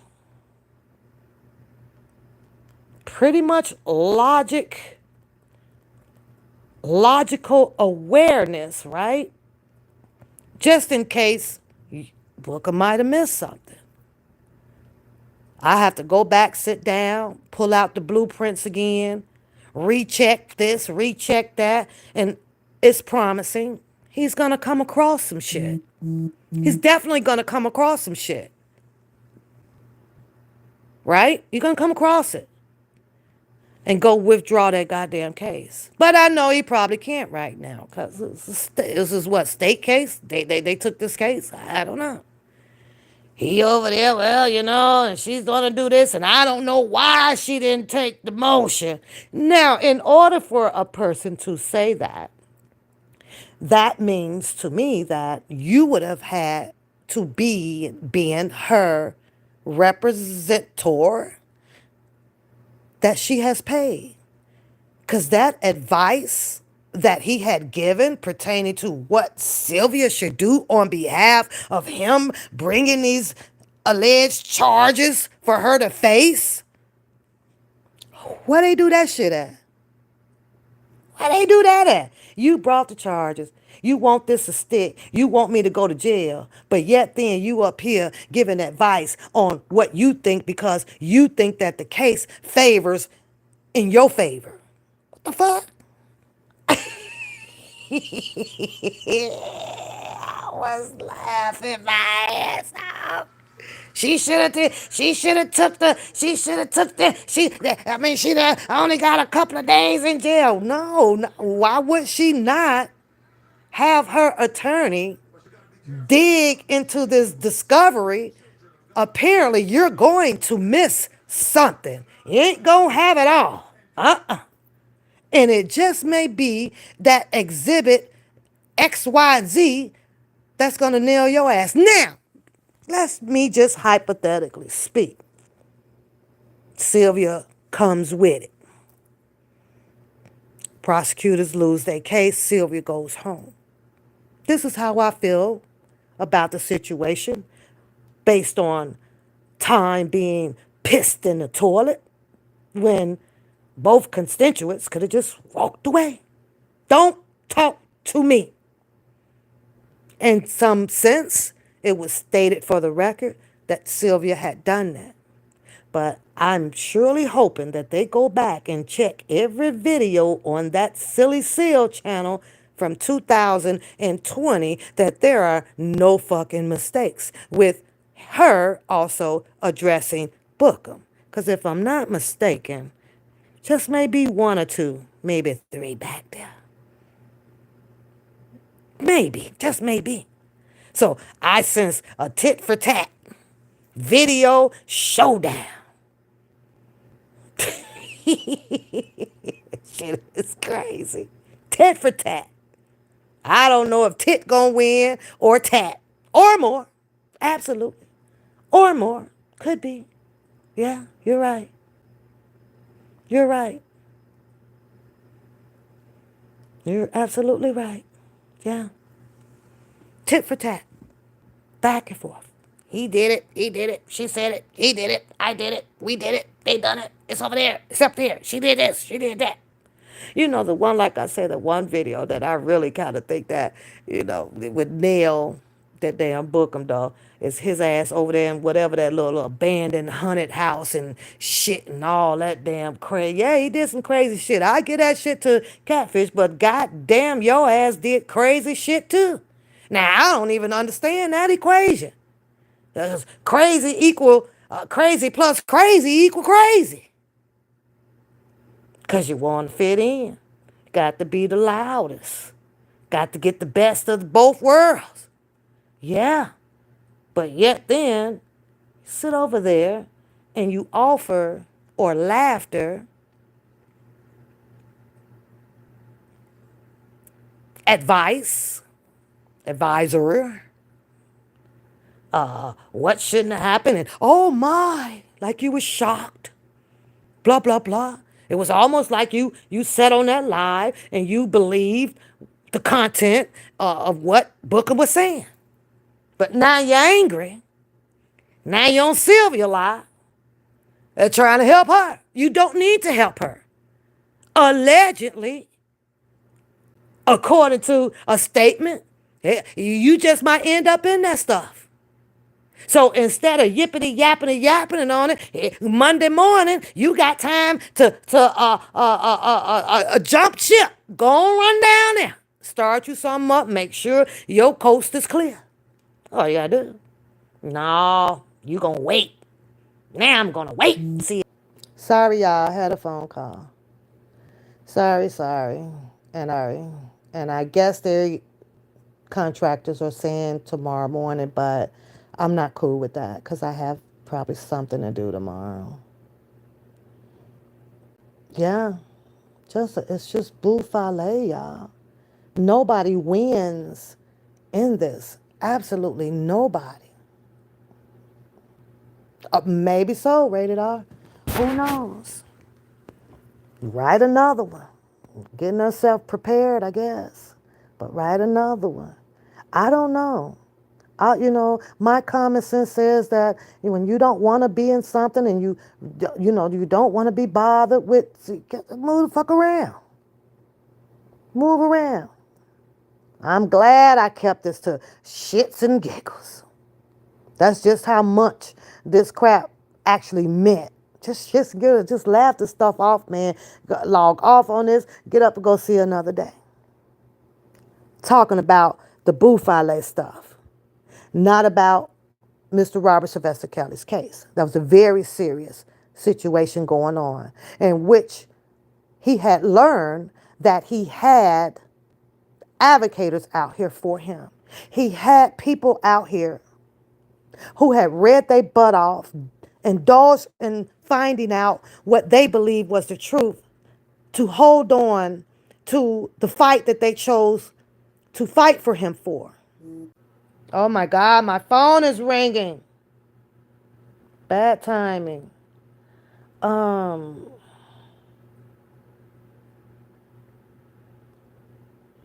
and I'm trying to hold y'all until I can find this goddamn video. I don't know how I couldn't find it. Because I literally what day did I watch that? What today is Saturday? Might have been Friday. So let me go look under Friday videos. But I don't know. I just, like I say, it's crazy. It's absolutely crazy. It's a lot of time invested into it. Hi, 403, babe. Yeah. Hi, sweetheart. A lot of time invested into the situation. We know that it's an element of jealousy. Jealousy leads to hate. Hate leads to action. Action leads to what? Demolishing somebody. And it's ridiculous. Like I can sit here, I can take it. You can call me ugly, stanky, broke, homeless. I don't give a rat's ass. I don't have that type of feelings, element of feelings where, let me go call my mama. I got too much mouth for that, too much stance for myself, too much grown woman in me. It's not going to happen. But I also have a lot of common sense, lot of it. Now you sitting over here with the alleged attorney that chose to straddle the fence. Didn't I tell y'all? Straddlers. Ain't nothing good can come out of a straddler. Nothing. Absolutely nothing. You agree, put a 1. You don't agree, put a 2 in the chat. Gets nothing good out of that. You get confusion. You become discombobulated. Nothing. If you can't see a person playing hopscotch every damn where, got an opinion on every damn thing, you ain't getting nothing up out of that. Everybody can tell. You can tell an opinion in different ways to different people, but mean the same goddamn thing. Let that sink in. Yeah, let it sink in. Hi, my love, Louise. Where in the fuck is the video? I really wanted y'all to hear this damn lady. I'm wondering if I'm on the wrong page, though. Because, people come back like, I ain't say that, I ain't say that. It's not the fact that you probably didn't say it. It's just the fact that you're saying it, that you didn't say that, so that it can be a deflection and people can be blindsided, or let's ignore that. I like to tap in to all the vowels. A-E-I-O-U, what you said? What you said? Yep, you said it. Yeah, you did. You said it. So, as I showed y'all before, you can clearly see the uncomfortableness of infamous Sylvia sitting up there trying so hard to actually listen to a person who she knows that then straddled over there. And the goddamn dumbfounded excuse that everybody, they like to use out here. That's a cover up. I don't give a shit how you put it. It's a cover up. Well, because I didn't had it in with her, and I had it in with her, and I didn't had it in with her. Stay your ass over there.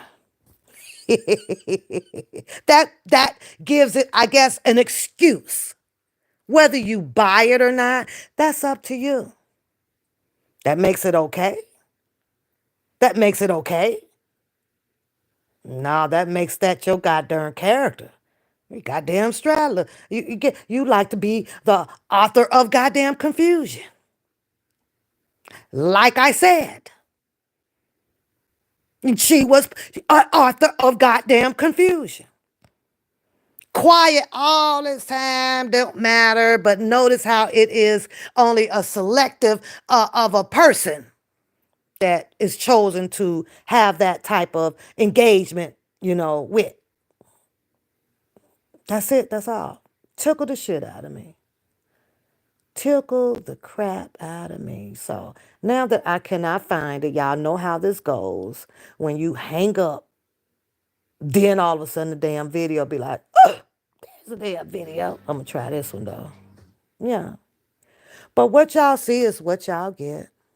At the end of the day, as the person that I am, the character that I have, I hate that all of this stuff happened. Hate it like with a passion. It's like a nightmare that you can't even discuss with no one. And everybody knows that when you have those particular nightmares, when you wake up, you want to talk to a family member about it. Ooh, I had a dream. Because at some point they say it's in the spirituality world, if you release that, release it, that it is gone. Even if you never get to finish the ending to that nightmare, when the ones that wakes you up, you never got to finish it, right? But you go tell somebody.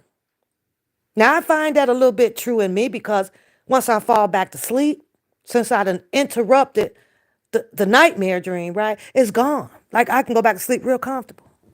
But by hole is like if you don't tell it, It's like it pick up right where it left off. I'm like, God damn it, I thought I should. Why is this monster coming down my damn chimney? What's the hell going on?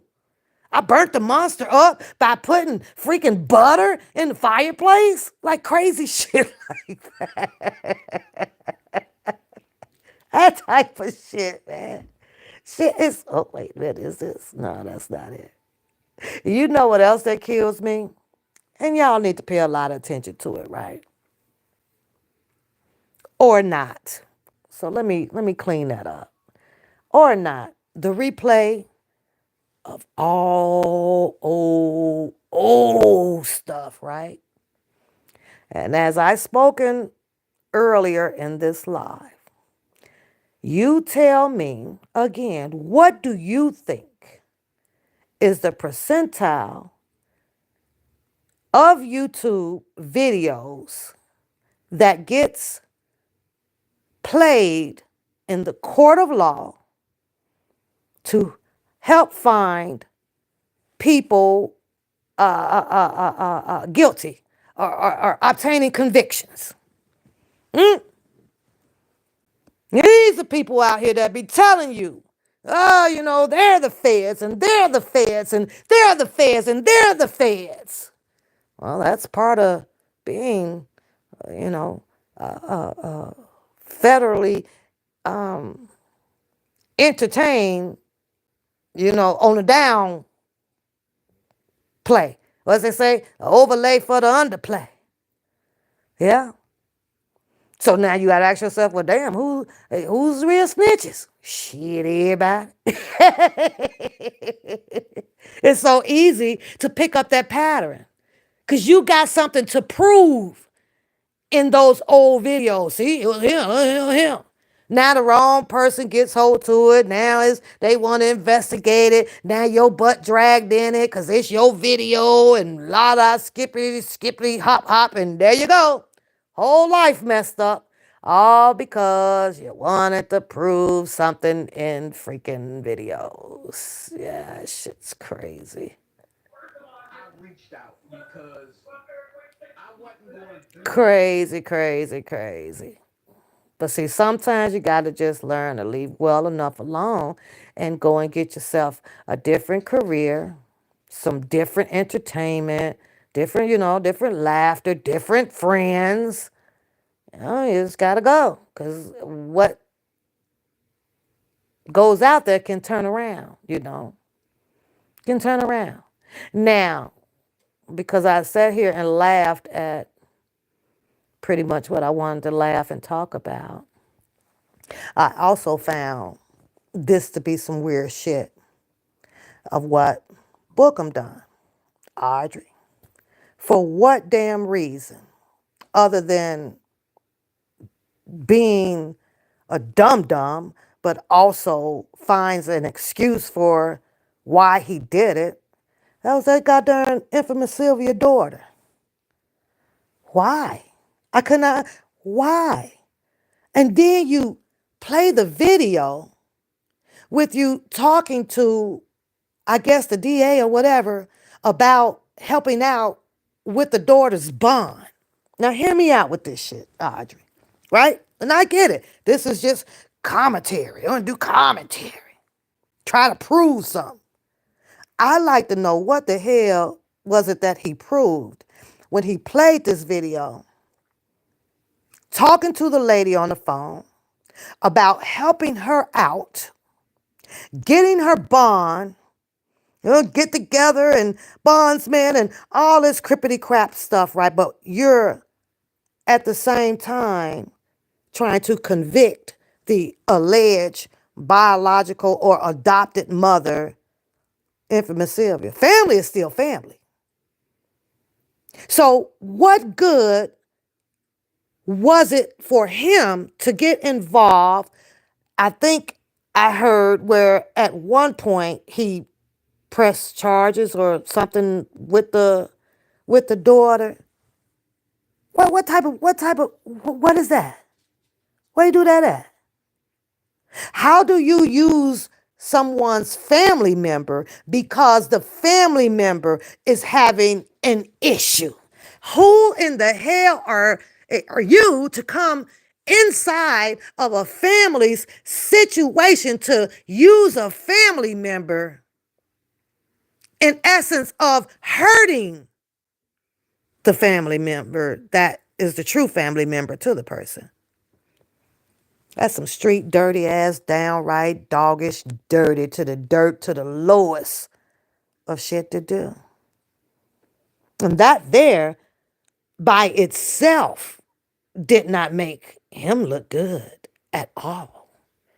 Disgusting, despicable, unnatural, unhuman. What in the Caucasian shit was that? Make that shit make. Who does that? Who does this, Audrey? Who?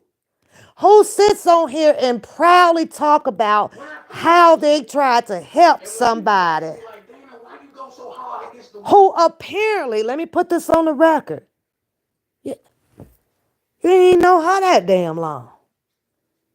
Who goes and wants to help a mystery person out who you didn't even know? You said you didn't even know Sylvia that long, or you didn't know her that well. But now you know the daughter well enough to do what?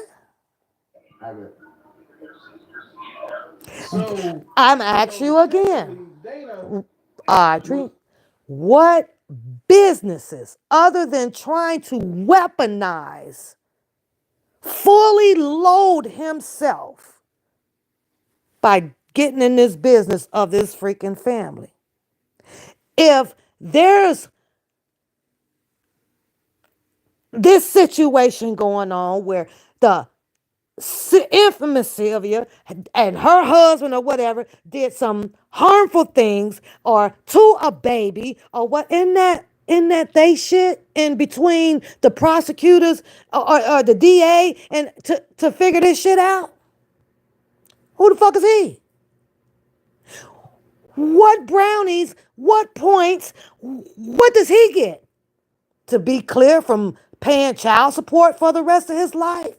Or to never have to pay a rent ever? What did he get in exchange to do some shit like this? What do you get for it? If it don't make dollars, it don't make sense. If you gonna do some things foolishly for attention, then let the attention laugh where the goddamn attention needs to be laughed at. Cause this shit was funny as fuck to me.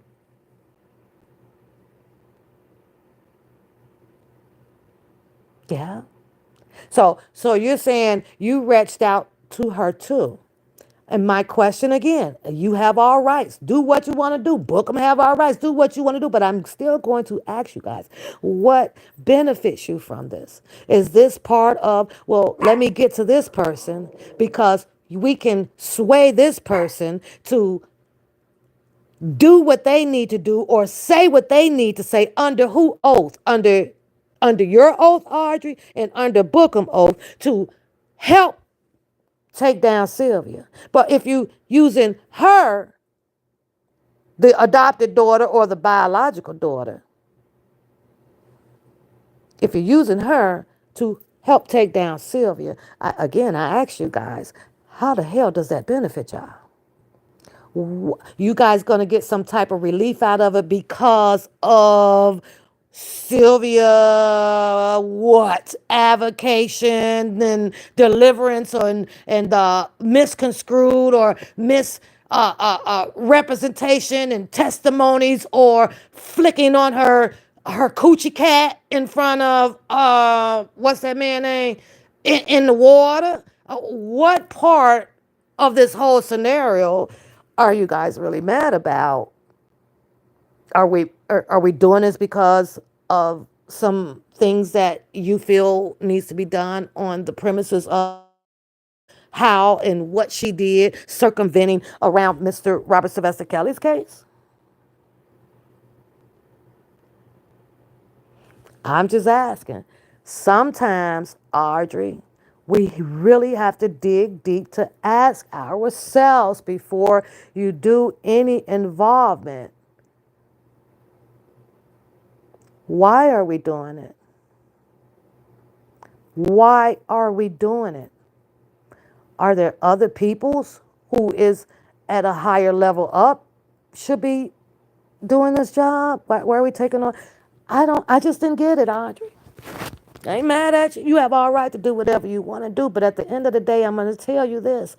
When we step in some type of freaking mud sometimes because we're running off of those feelings of what we don't like about another person, and you get so much involved in it, and once the decision is made to do whatever somewhere down the road, y'all might not like what you did because we do have that rapture, and that rapture will reap every minute of what the fuck it sold. So you got to ask yourself, is this is what I really want? It's what I really do.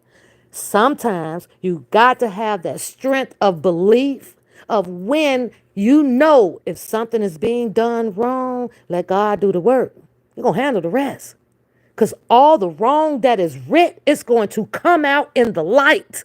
But it is not for us to take amongst ourselves to do the power of the work or where the power of the work should be. Because if it should be there, it's going to be there.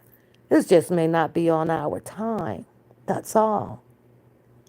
Everything that was wrong, written, or whatever about Mr. Robert Sylvester Kelly, the light will come to turn that around.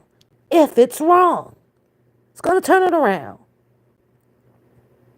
The people involved or the words that is written, it will turn itself around. There's no time on what's the word? I can't even think of the word. There's no time limit on it. Just gotta wait.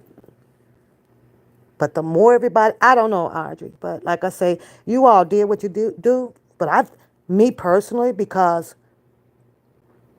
you come across these court cases and you discover a whole bunch of underground neat stuff of something that happened in someone's personal life. And according to the paperwork and the documents or whatever, it appears that the court system is dealing with this. To my understanding, it looks like the girl was in jail a certain amount of time. But you got Bookham using all of that because he trying to find the money. The money where Sylvia people gave her. You so damn good, then go turn the fucking law around and arrest, make it a charge about the people who fed her so she can eat instead of bonding out her daughter. Go do that. Oh, that can't be done though. Because basically you can give your money to whoever the hell you want to give it to. Pretty much. This is just a hot ass mess out here. But I watched this and I was like, help Ruth get out.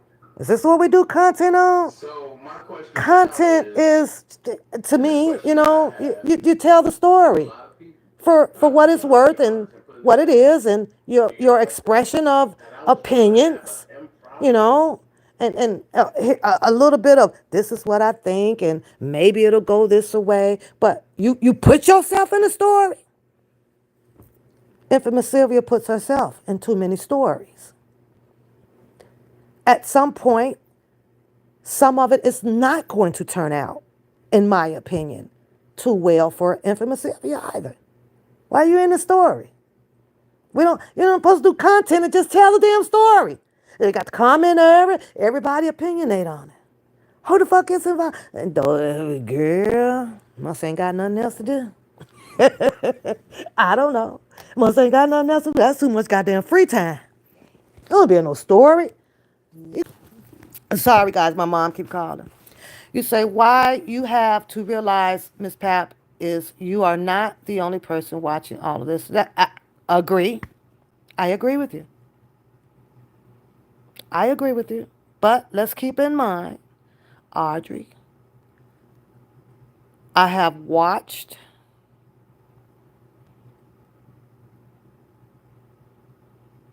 enough for me, just as well as you, to have an opinion on the situations. That's all. I think when it comes to you, Audrey, and how I saw you come out here and lay down what you thought was what, and that whole side just did not want to hear you out, or you were not making sense, or something is mentally wrong with you.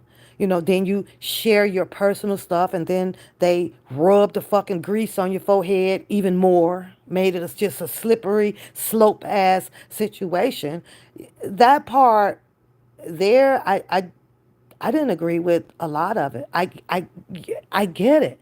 You have your voice. Your voice was kind of dominant, and then then now you became all kind of names and everything. But me personally, I don't think that makes anybody dumb or stupid or whatever. It's just a combative agree to disagree.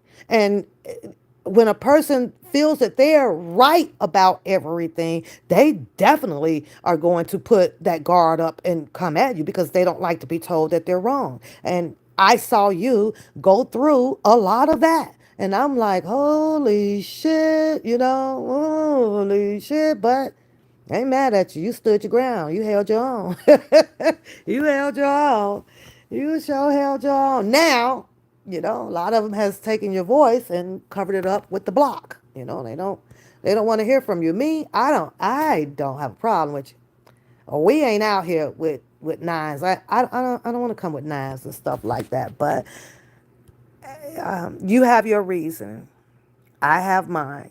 And when I say how I logically th- thought this through, I'm sorry. I have to call it like I see it, not because of rated R calls it that way, even though it kind of makes sense to do so. To me, it is just a whole freaking network inside of a goddamn network with different elements of freaking arguments that has no goddamn structure or substance to it. Just a bunch of bullcrap based on adults who, in some shape or form or fashion, may have gotten a little hurt, through this journey, but still can't walk away or let it go. Can't walk away or let it go. It's just unthinkable for them to do. Like, you know what? Screw this shit. Uh, But when I tell you, baby, I can go on for days and laughter. But Audrey, I think when you came around, a lot of videos for you to catch up to where you were is missing. It's a lot. There's a lot. Now, I don't know if you were just kind of laying low in the background, 2000 or 19 or 18 and 20. I don't know. But there's a lot. It's so much. They would literally have to have court for probably about 3, 4, 5 damn years, trying to establish the truth for one side or the other. It's pathetic. It is really pathetic. Did I agree of how infamous Sylvia would, run the paperwork or, entice people that was involved or knew R. Kelly to get answers from? I would say, no, I don't agree with that. I don't agree with anybody who took the stepping stone to do any type of interrogation and all of that shit with not even being alongside with his attorney. But I also know that the court system, being that it is tremendously lazy now, and the same substance that people out here don't like to spend much money to do X, Y, and Z. Well, God damn it, those attorneys either don't want to hire a whole gang of freaking people because those are people that they're going to have to pay out of their freaking check to do so. Same shit. Same damn scenario. It's just the same shit. Can you imagine if Mr. Kelly did have the team that he needed? He needed a magnitude of freaking team. He needed a team. But he didn't have that. So now but it was relied upon for the public to start doing investigations, interrogations, and getting acquaintance with this person and this person, and screwed all this shit up. Just screwed it up. You know how? Because I don't care who you were interviewing or who you were enticing. Who do you know that that person could tell you whatever the fuck they want to tell you because they ain't under oath. And then you come live, not you, Audrey, generalizing. They come live. Oh, well, he said this and he said that. He said this. Under what oath? Under the air oath? Oh, well, oh, he good. But he can say any goddamn thing he want to. But then we want to send all this stuff in. Send it all in. Everything getting sent in. Really? For what? Now you want the courts to bring him in on the premises because you got him to say this. But then he shows up to court and can sit right there and say, I don't know what the fuck she talking about. Yeah, you can replay it, but that's on the video. I can say whatever I want to say on that damn video. Two different damn things. And that's exactly what the majority of the people were doing out here. Okay, call Ronnie Bo. Call what's the agent name? The one that was on Prima Donna. I always forget his name. Hip. Call him. Hip can tell you whatever, or Kip or whatever, anything he wanted to tell you on them damn lives. But I bet you it was pretty much different in that interrogation room that he say he sat in for 18 hours or so. He didn't tell you anything. They know they not under oath. They know that they not finna be incriminating themselves in air with some insignificant ass person that they ain't never met in their life. You think that Demetrius Smith gave any two damn fucks about Sylvia fucking interviewing her, allowing her to think that she got some material? Really? On YouTube. I'm sure Demetrius Smith appreciate the goddamn coochie rub and the nipple prickle and laughing his ass off behind the screen. But the amount of crowd out here that went with, oh, she got him, oh, he said this and she said that. Okay, and what? What is good for? And then who did that story get turned around with? Who? I believe your boy Booker might have had something to do with it. He the one started bringing out, oh, and all, well, some others intimidating the witness. Now they using this in there. Well, you did this and you did that to the one of the witness for the stand. So it didn't even matter. Case shot right there. Because he was angry. At some point, it might have made a little difference. But because Bookham wasn't the person who was in the tub, stroking the dino and flickering the nipple pricker to Demetrius, because it wasn't him getting the highlight of it, let me destroy this. Let me call out this whole intimidating of the witness shit. See how that works? So then that there can play out either way had it been used in the court of law or on behalf of Demetrius' testimony and being questioned about the video if it would have been part of an exhibit to confuse and throw all the case out because all of that goddamn. I meant to confuse and apply more pressure or charges, to R. Kelly. Because he didn't do it. Because he didn't get the interview first. Or he didn't do this first. Like, Bush, stop the crap out here. It's crazy. Which I do think that this was all about, who did it first. How I get it first. I don't know how much damage, other than the public opinion, that the video did with Bookham and the sisters down there standing in the damn lobby, and he talking about he's like a father to me. What do I think? Hell, I think when the media left, they edited that shit out. It just so happened to get airtime play for a second because I was it live? I think that they were live at the time. Girl, it's just so much. It was too much.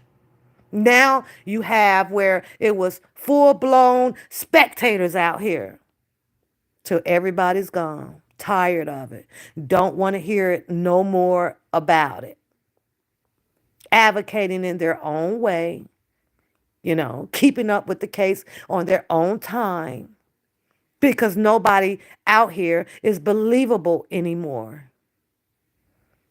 There's no more go to out here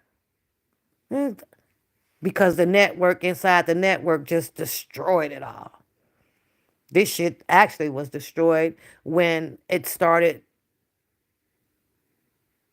paying attention to what the I'm gonna say ops because that's what the name was that was given out here was saying over there.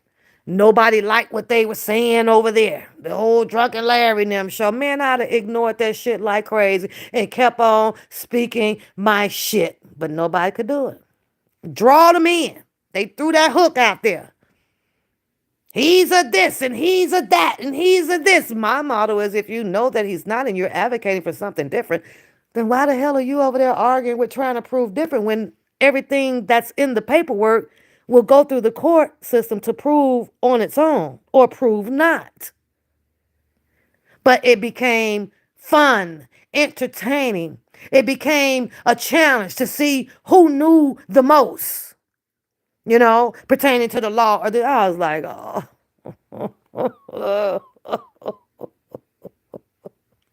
oh my God. Are we serious right now? Oh, they had a field day. Back and forth, back and forth. Brought the goddamn alleged legal vice up there. Just back and forth, back and forth. Girl, who had time for that? You know?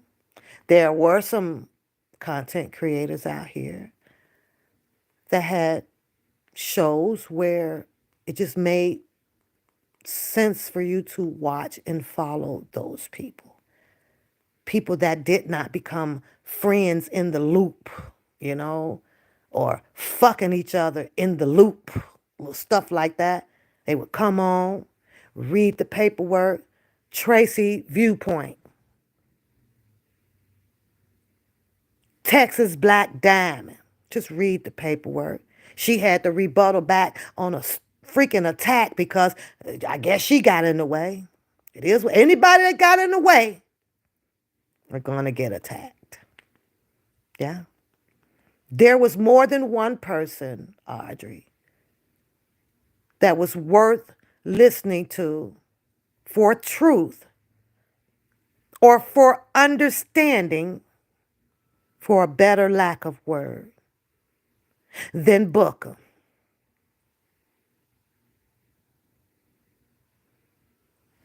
Right, rated R. Right. Just one thing that I am truly so happy about, Audrey, and rated R. Let me tell you one thing that kept and keeps hope alive for Mr. Robert Sylvester Kelly is the amount of fans and supporters that he do have or that he did have. That's what kept it alive. You didn't have to depend on this minion group right here. This just wasn't it. So why in the hell would anybody just distill their mind right here to this circle, thinking that, oh my God, it's over with? Oh no. That man got people supporting him from all the way from the East Coast to the West Coast and the Virgin goddamn Islands. It's ridiculous. The support was over there is even more massive than shit, what it is in this little circle. But we just stuck to this goddamn circle and let this damn circle just make it nasty. So for that, that's what kept my hope alive for him. Even though I was aware of it all the time, but we just try to position ourselves a seat where at least there was some honesty and dignified as people who actually really care to make sure that, his case is heard on all a basis of being fair because he said so. He said, fight me, but fight me right. Don't cheat. That's all he asked was just don't cheat me. And what happened? Oh, a lot of shit was like, ay, ay, ay, you know, ay, ay, ay. But one thing for sure and two things for certain, and I'm going to say it probably whenever I get a chance to say it. When I first read that paperwork, I'm going to keep on saying it. Because sometimes, not sometimes, most of the times, when you put something in there, it's bound to stick. And that is when I read that part about Ann Donnelly. I forget what part of the indictment that it was. Or it was a respondent back to, I think, a motion or something like that. And she written in there indefinitely. I believe this was about, it could have been the bond hearing or something like that. And I was like, oh, God, what is his chances of bonding out? What is his chances of getting released in a minimum amount of time? When you see indefinitely, what does that mean to you? I highlighted that word. Then I highlighted the other context that was around it, the argument. What are we arguing here? And definitely on the premises of no child can consent. Wow, what was this? What can they prepare his legal team for this argument? See, sometimes it don't have to be 1,000 words that you need to understand about the conclusion or how something is going to play out or what is already set up to be. You don't.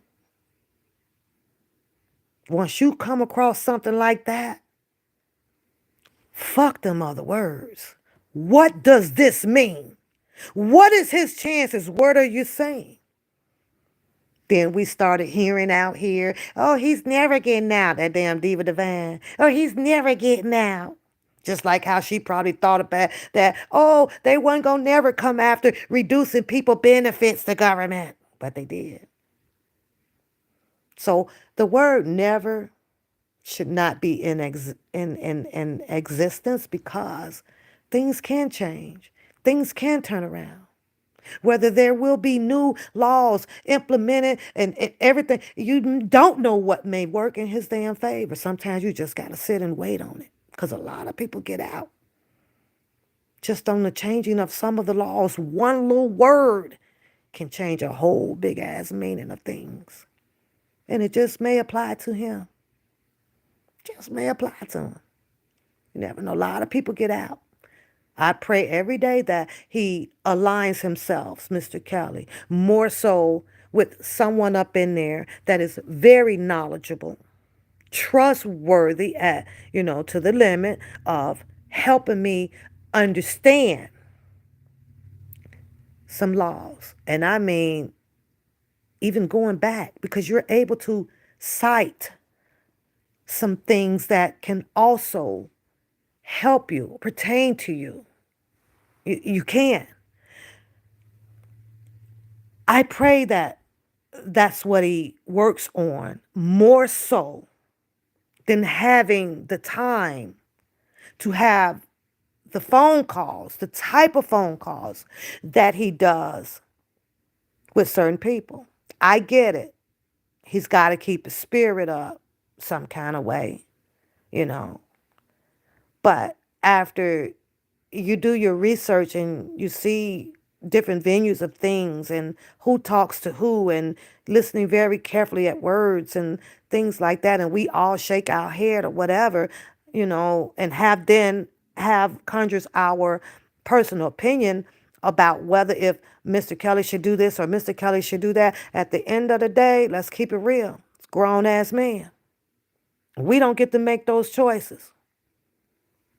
We don't get to make those choices for any grown ass man. We only get to dictate what somebody else has said on based on our feelings or how we feel that it shouldn't be that way. Do I feel that maybe he should have these conversations or whatever with a cousin or a what's that boy name over there or a whack 100 or people that can't benefit and do what?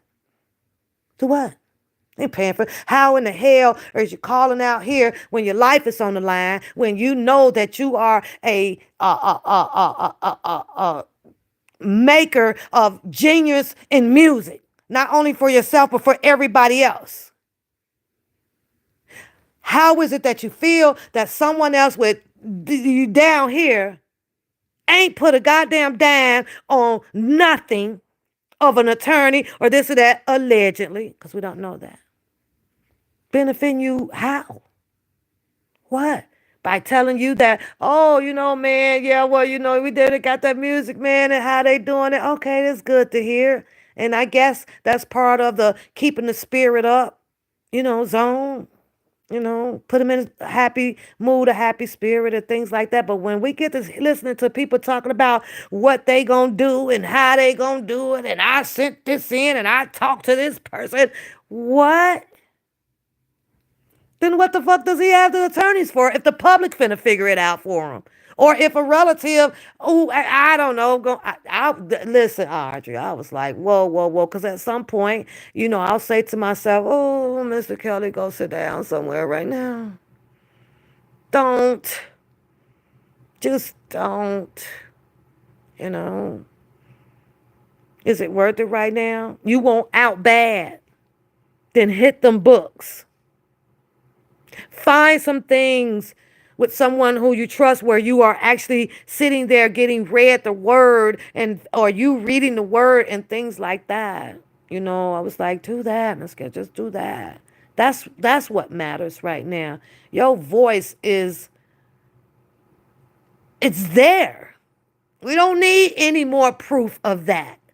We are already undenying knowing that you can come out 5 or 10 years right now and put a hit out. We know that. Now handle the real business.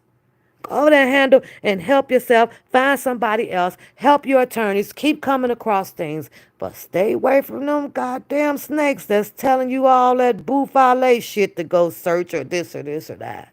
Stop it. That's just how I felt about it. And at the end of the day, I just do what I can bear to do and the most that I can do. And just like you guys, we'll pray on it. R. Kelly is not the first one. He won't be the last one. And we've seen similarity of this happening now for how long? Since everybody been talking about the industry. The industry this, the industry did that, the industry, the industry, the industry. Somebody got some explaining to do, Lucy. Because you can't tell me with hundreds and hundreds of artists that are out here with all of this money, all of this music, that they can't put all these heads together to come up with some type of strategy, some type of plan. I don't know.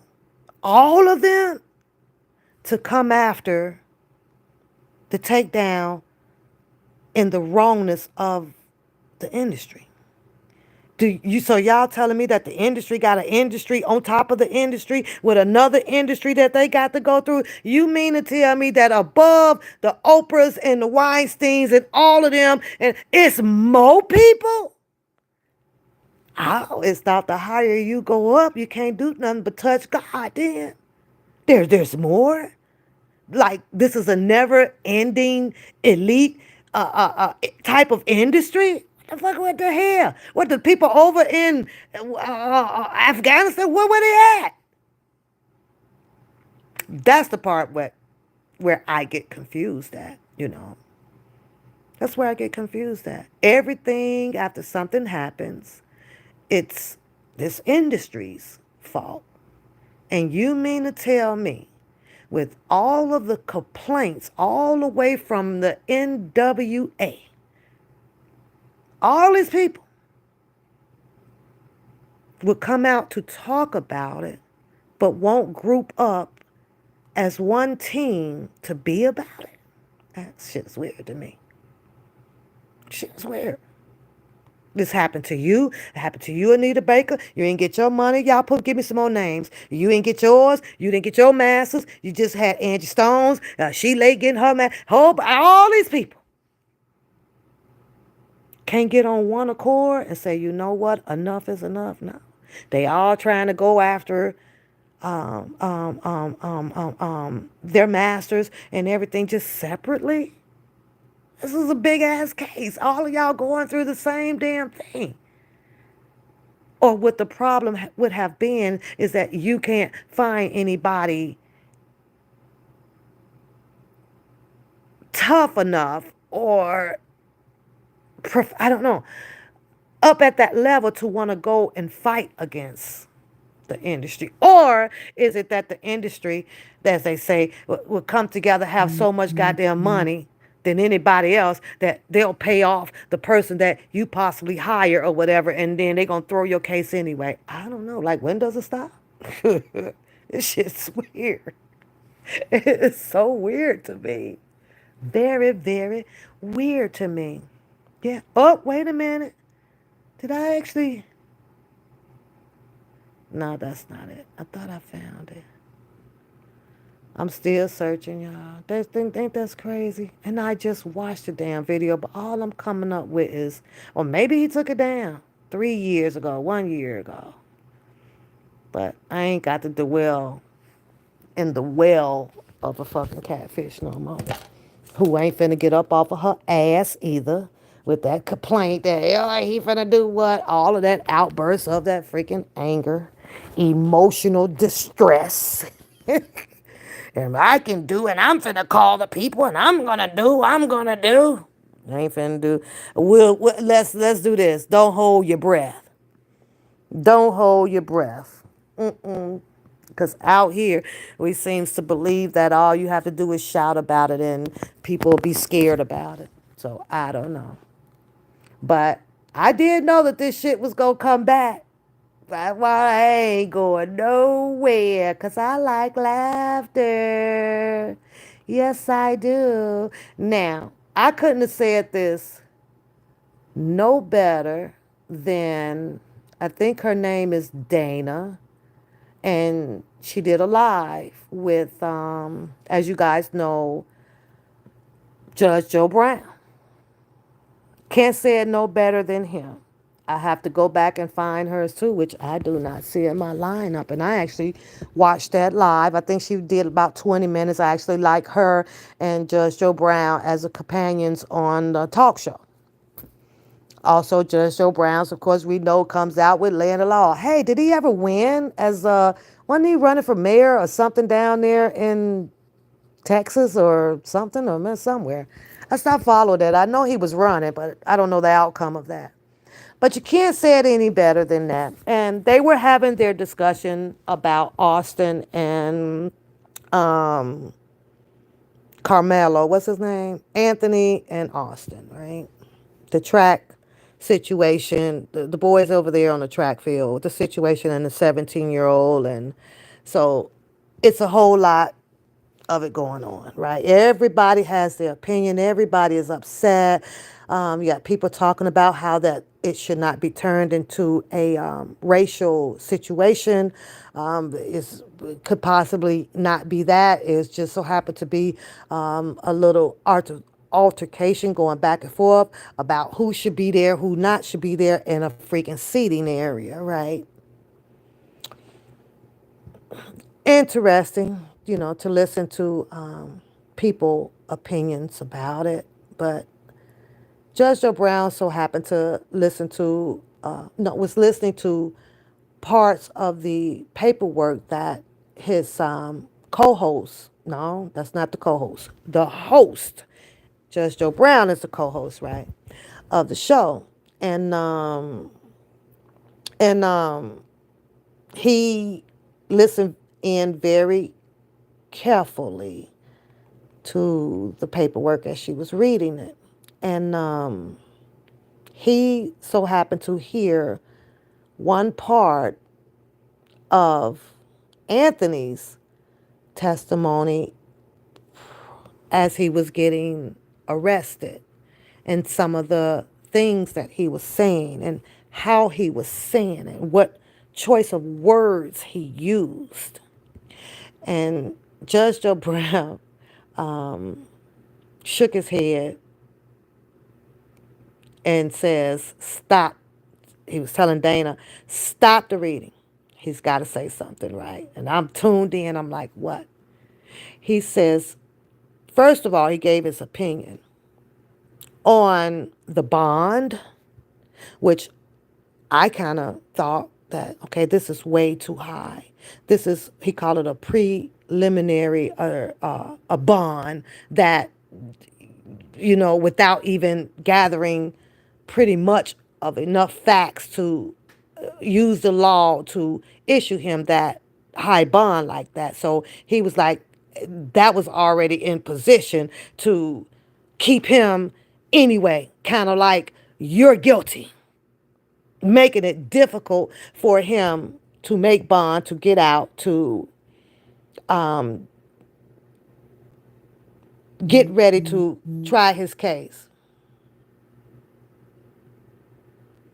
Coda just texted me, you guys. But okay, so he gave his opinion on that, and then he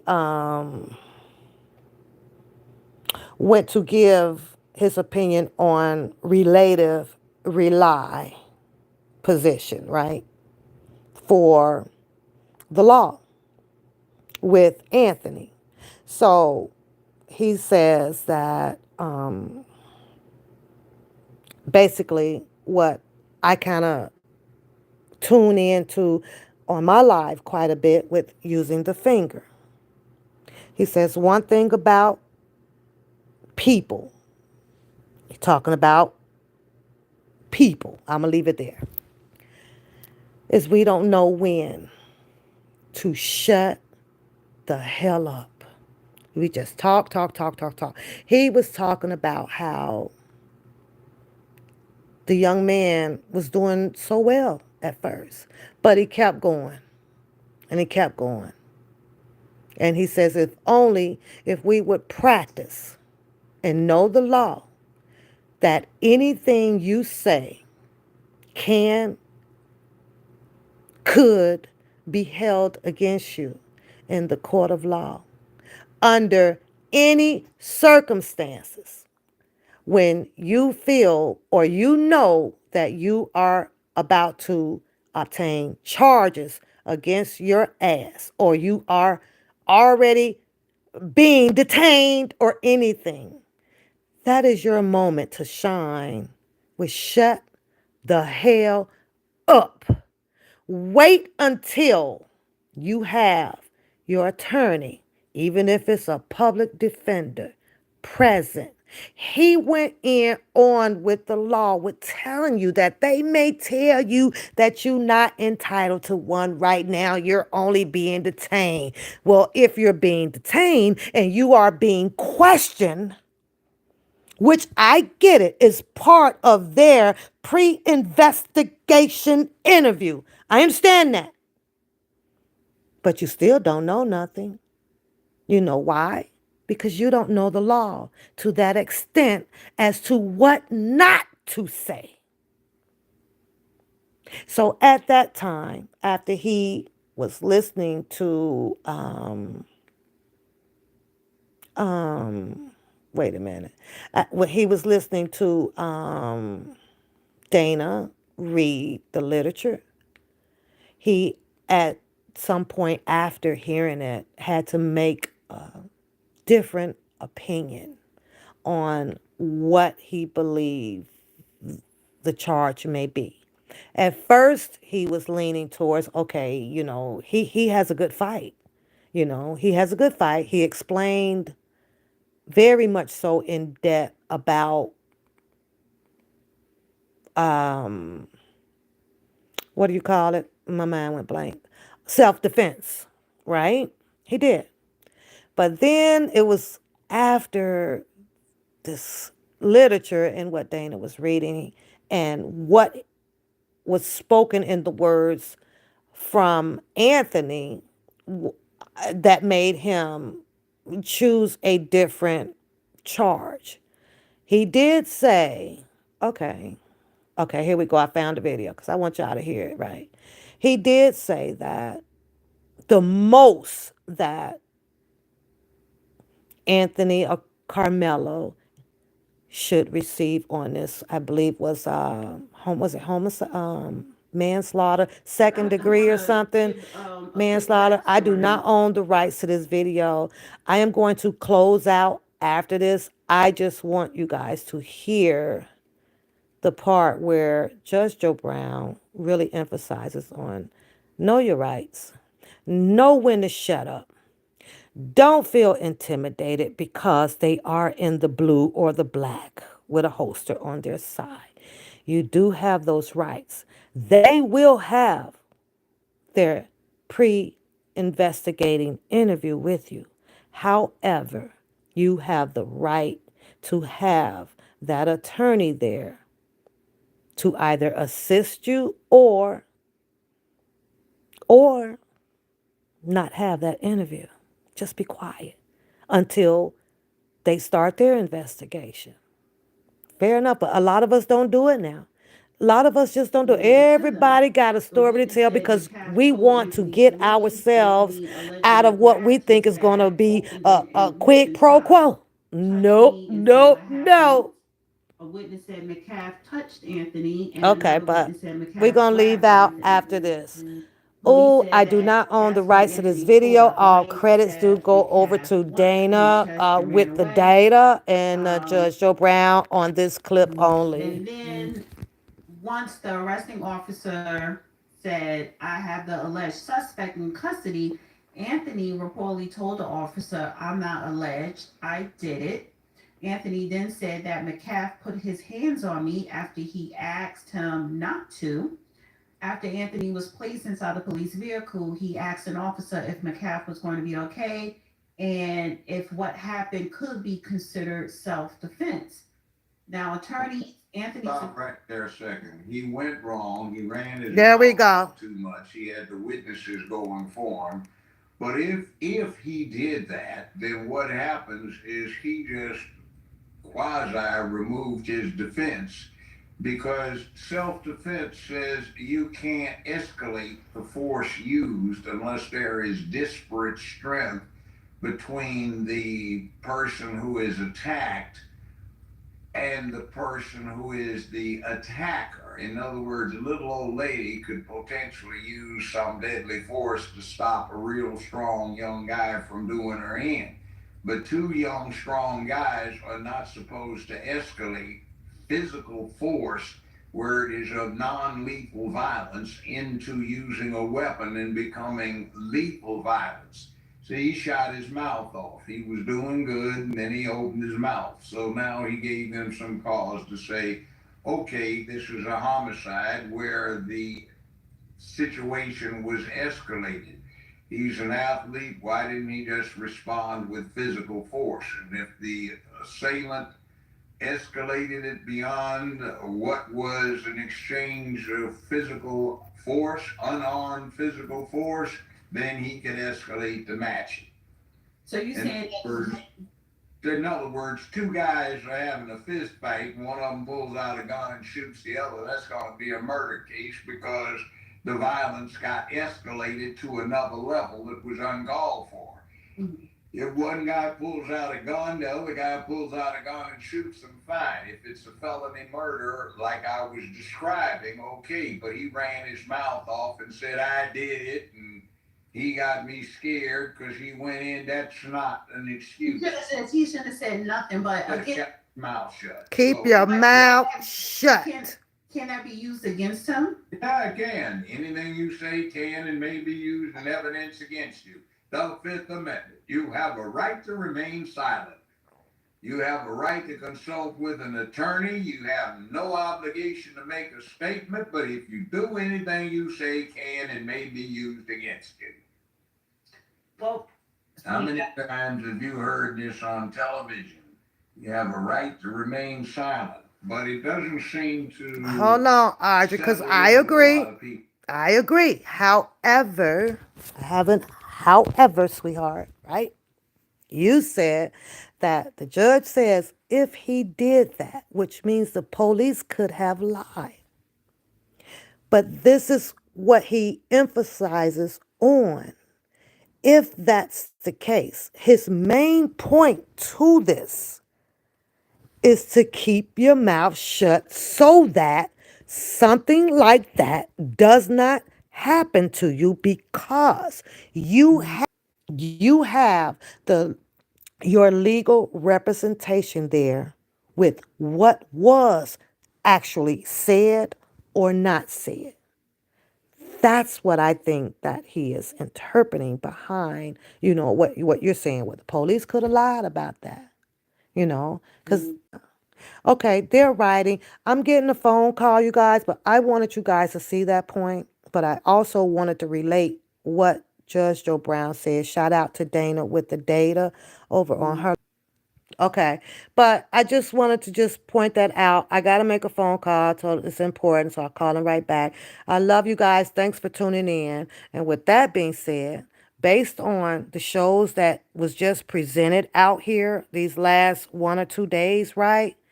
It's a whole lot of this right here.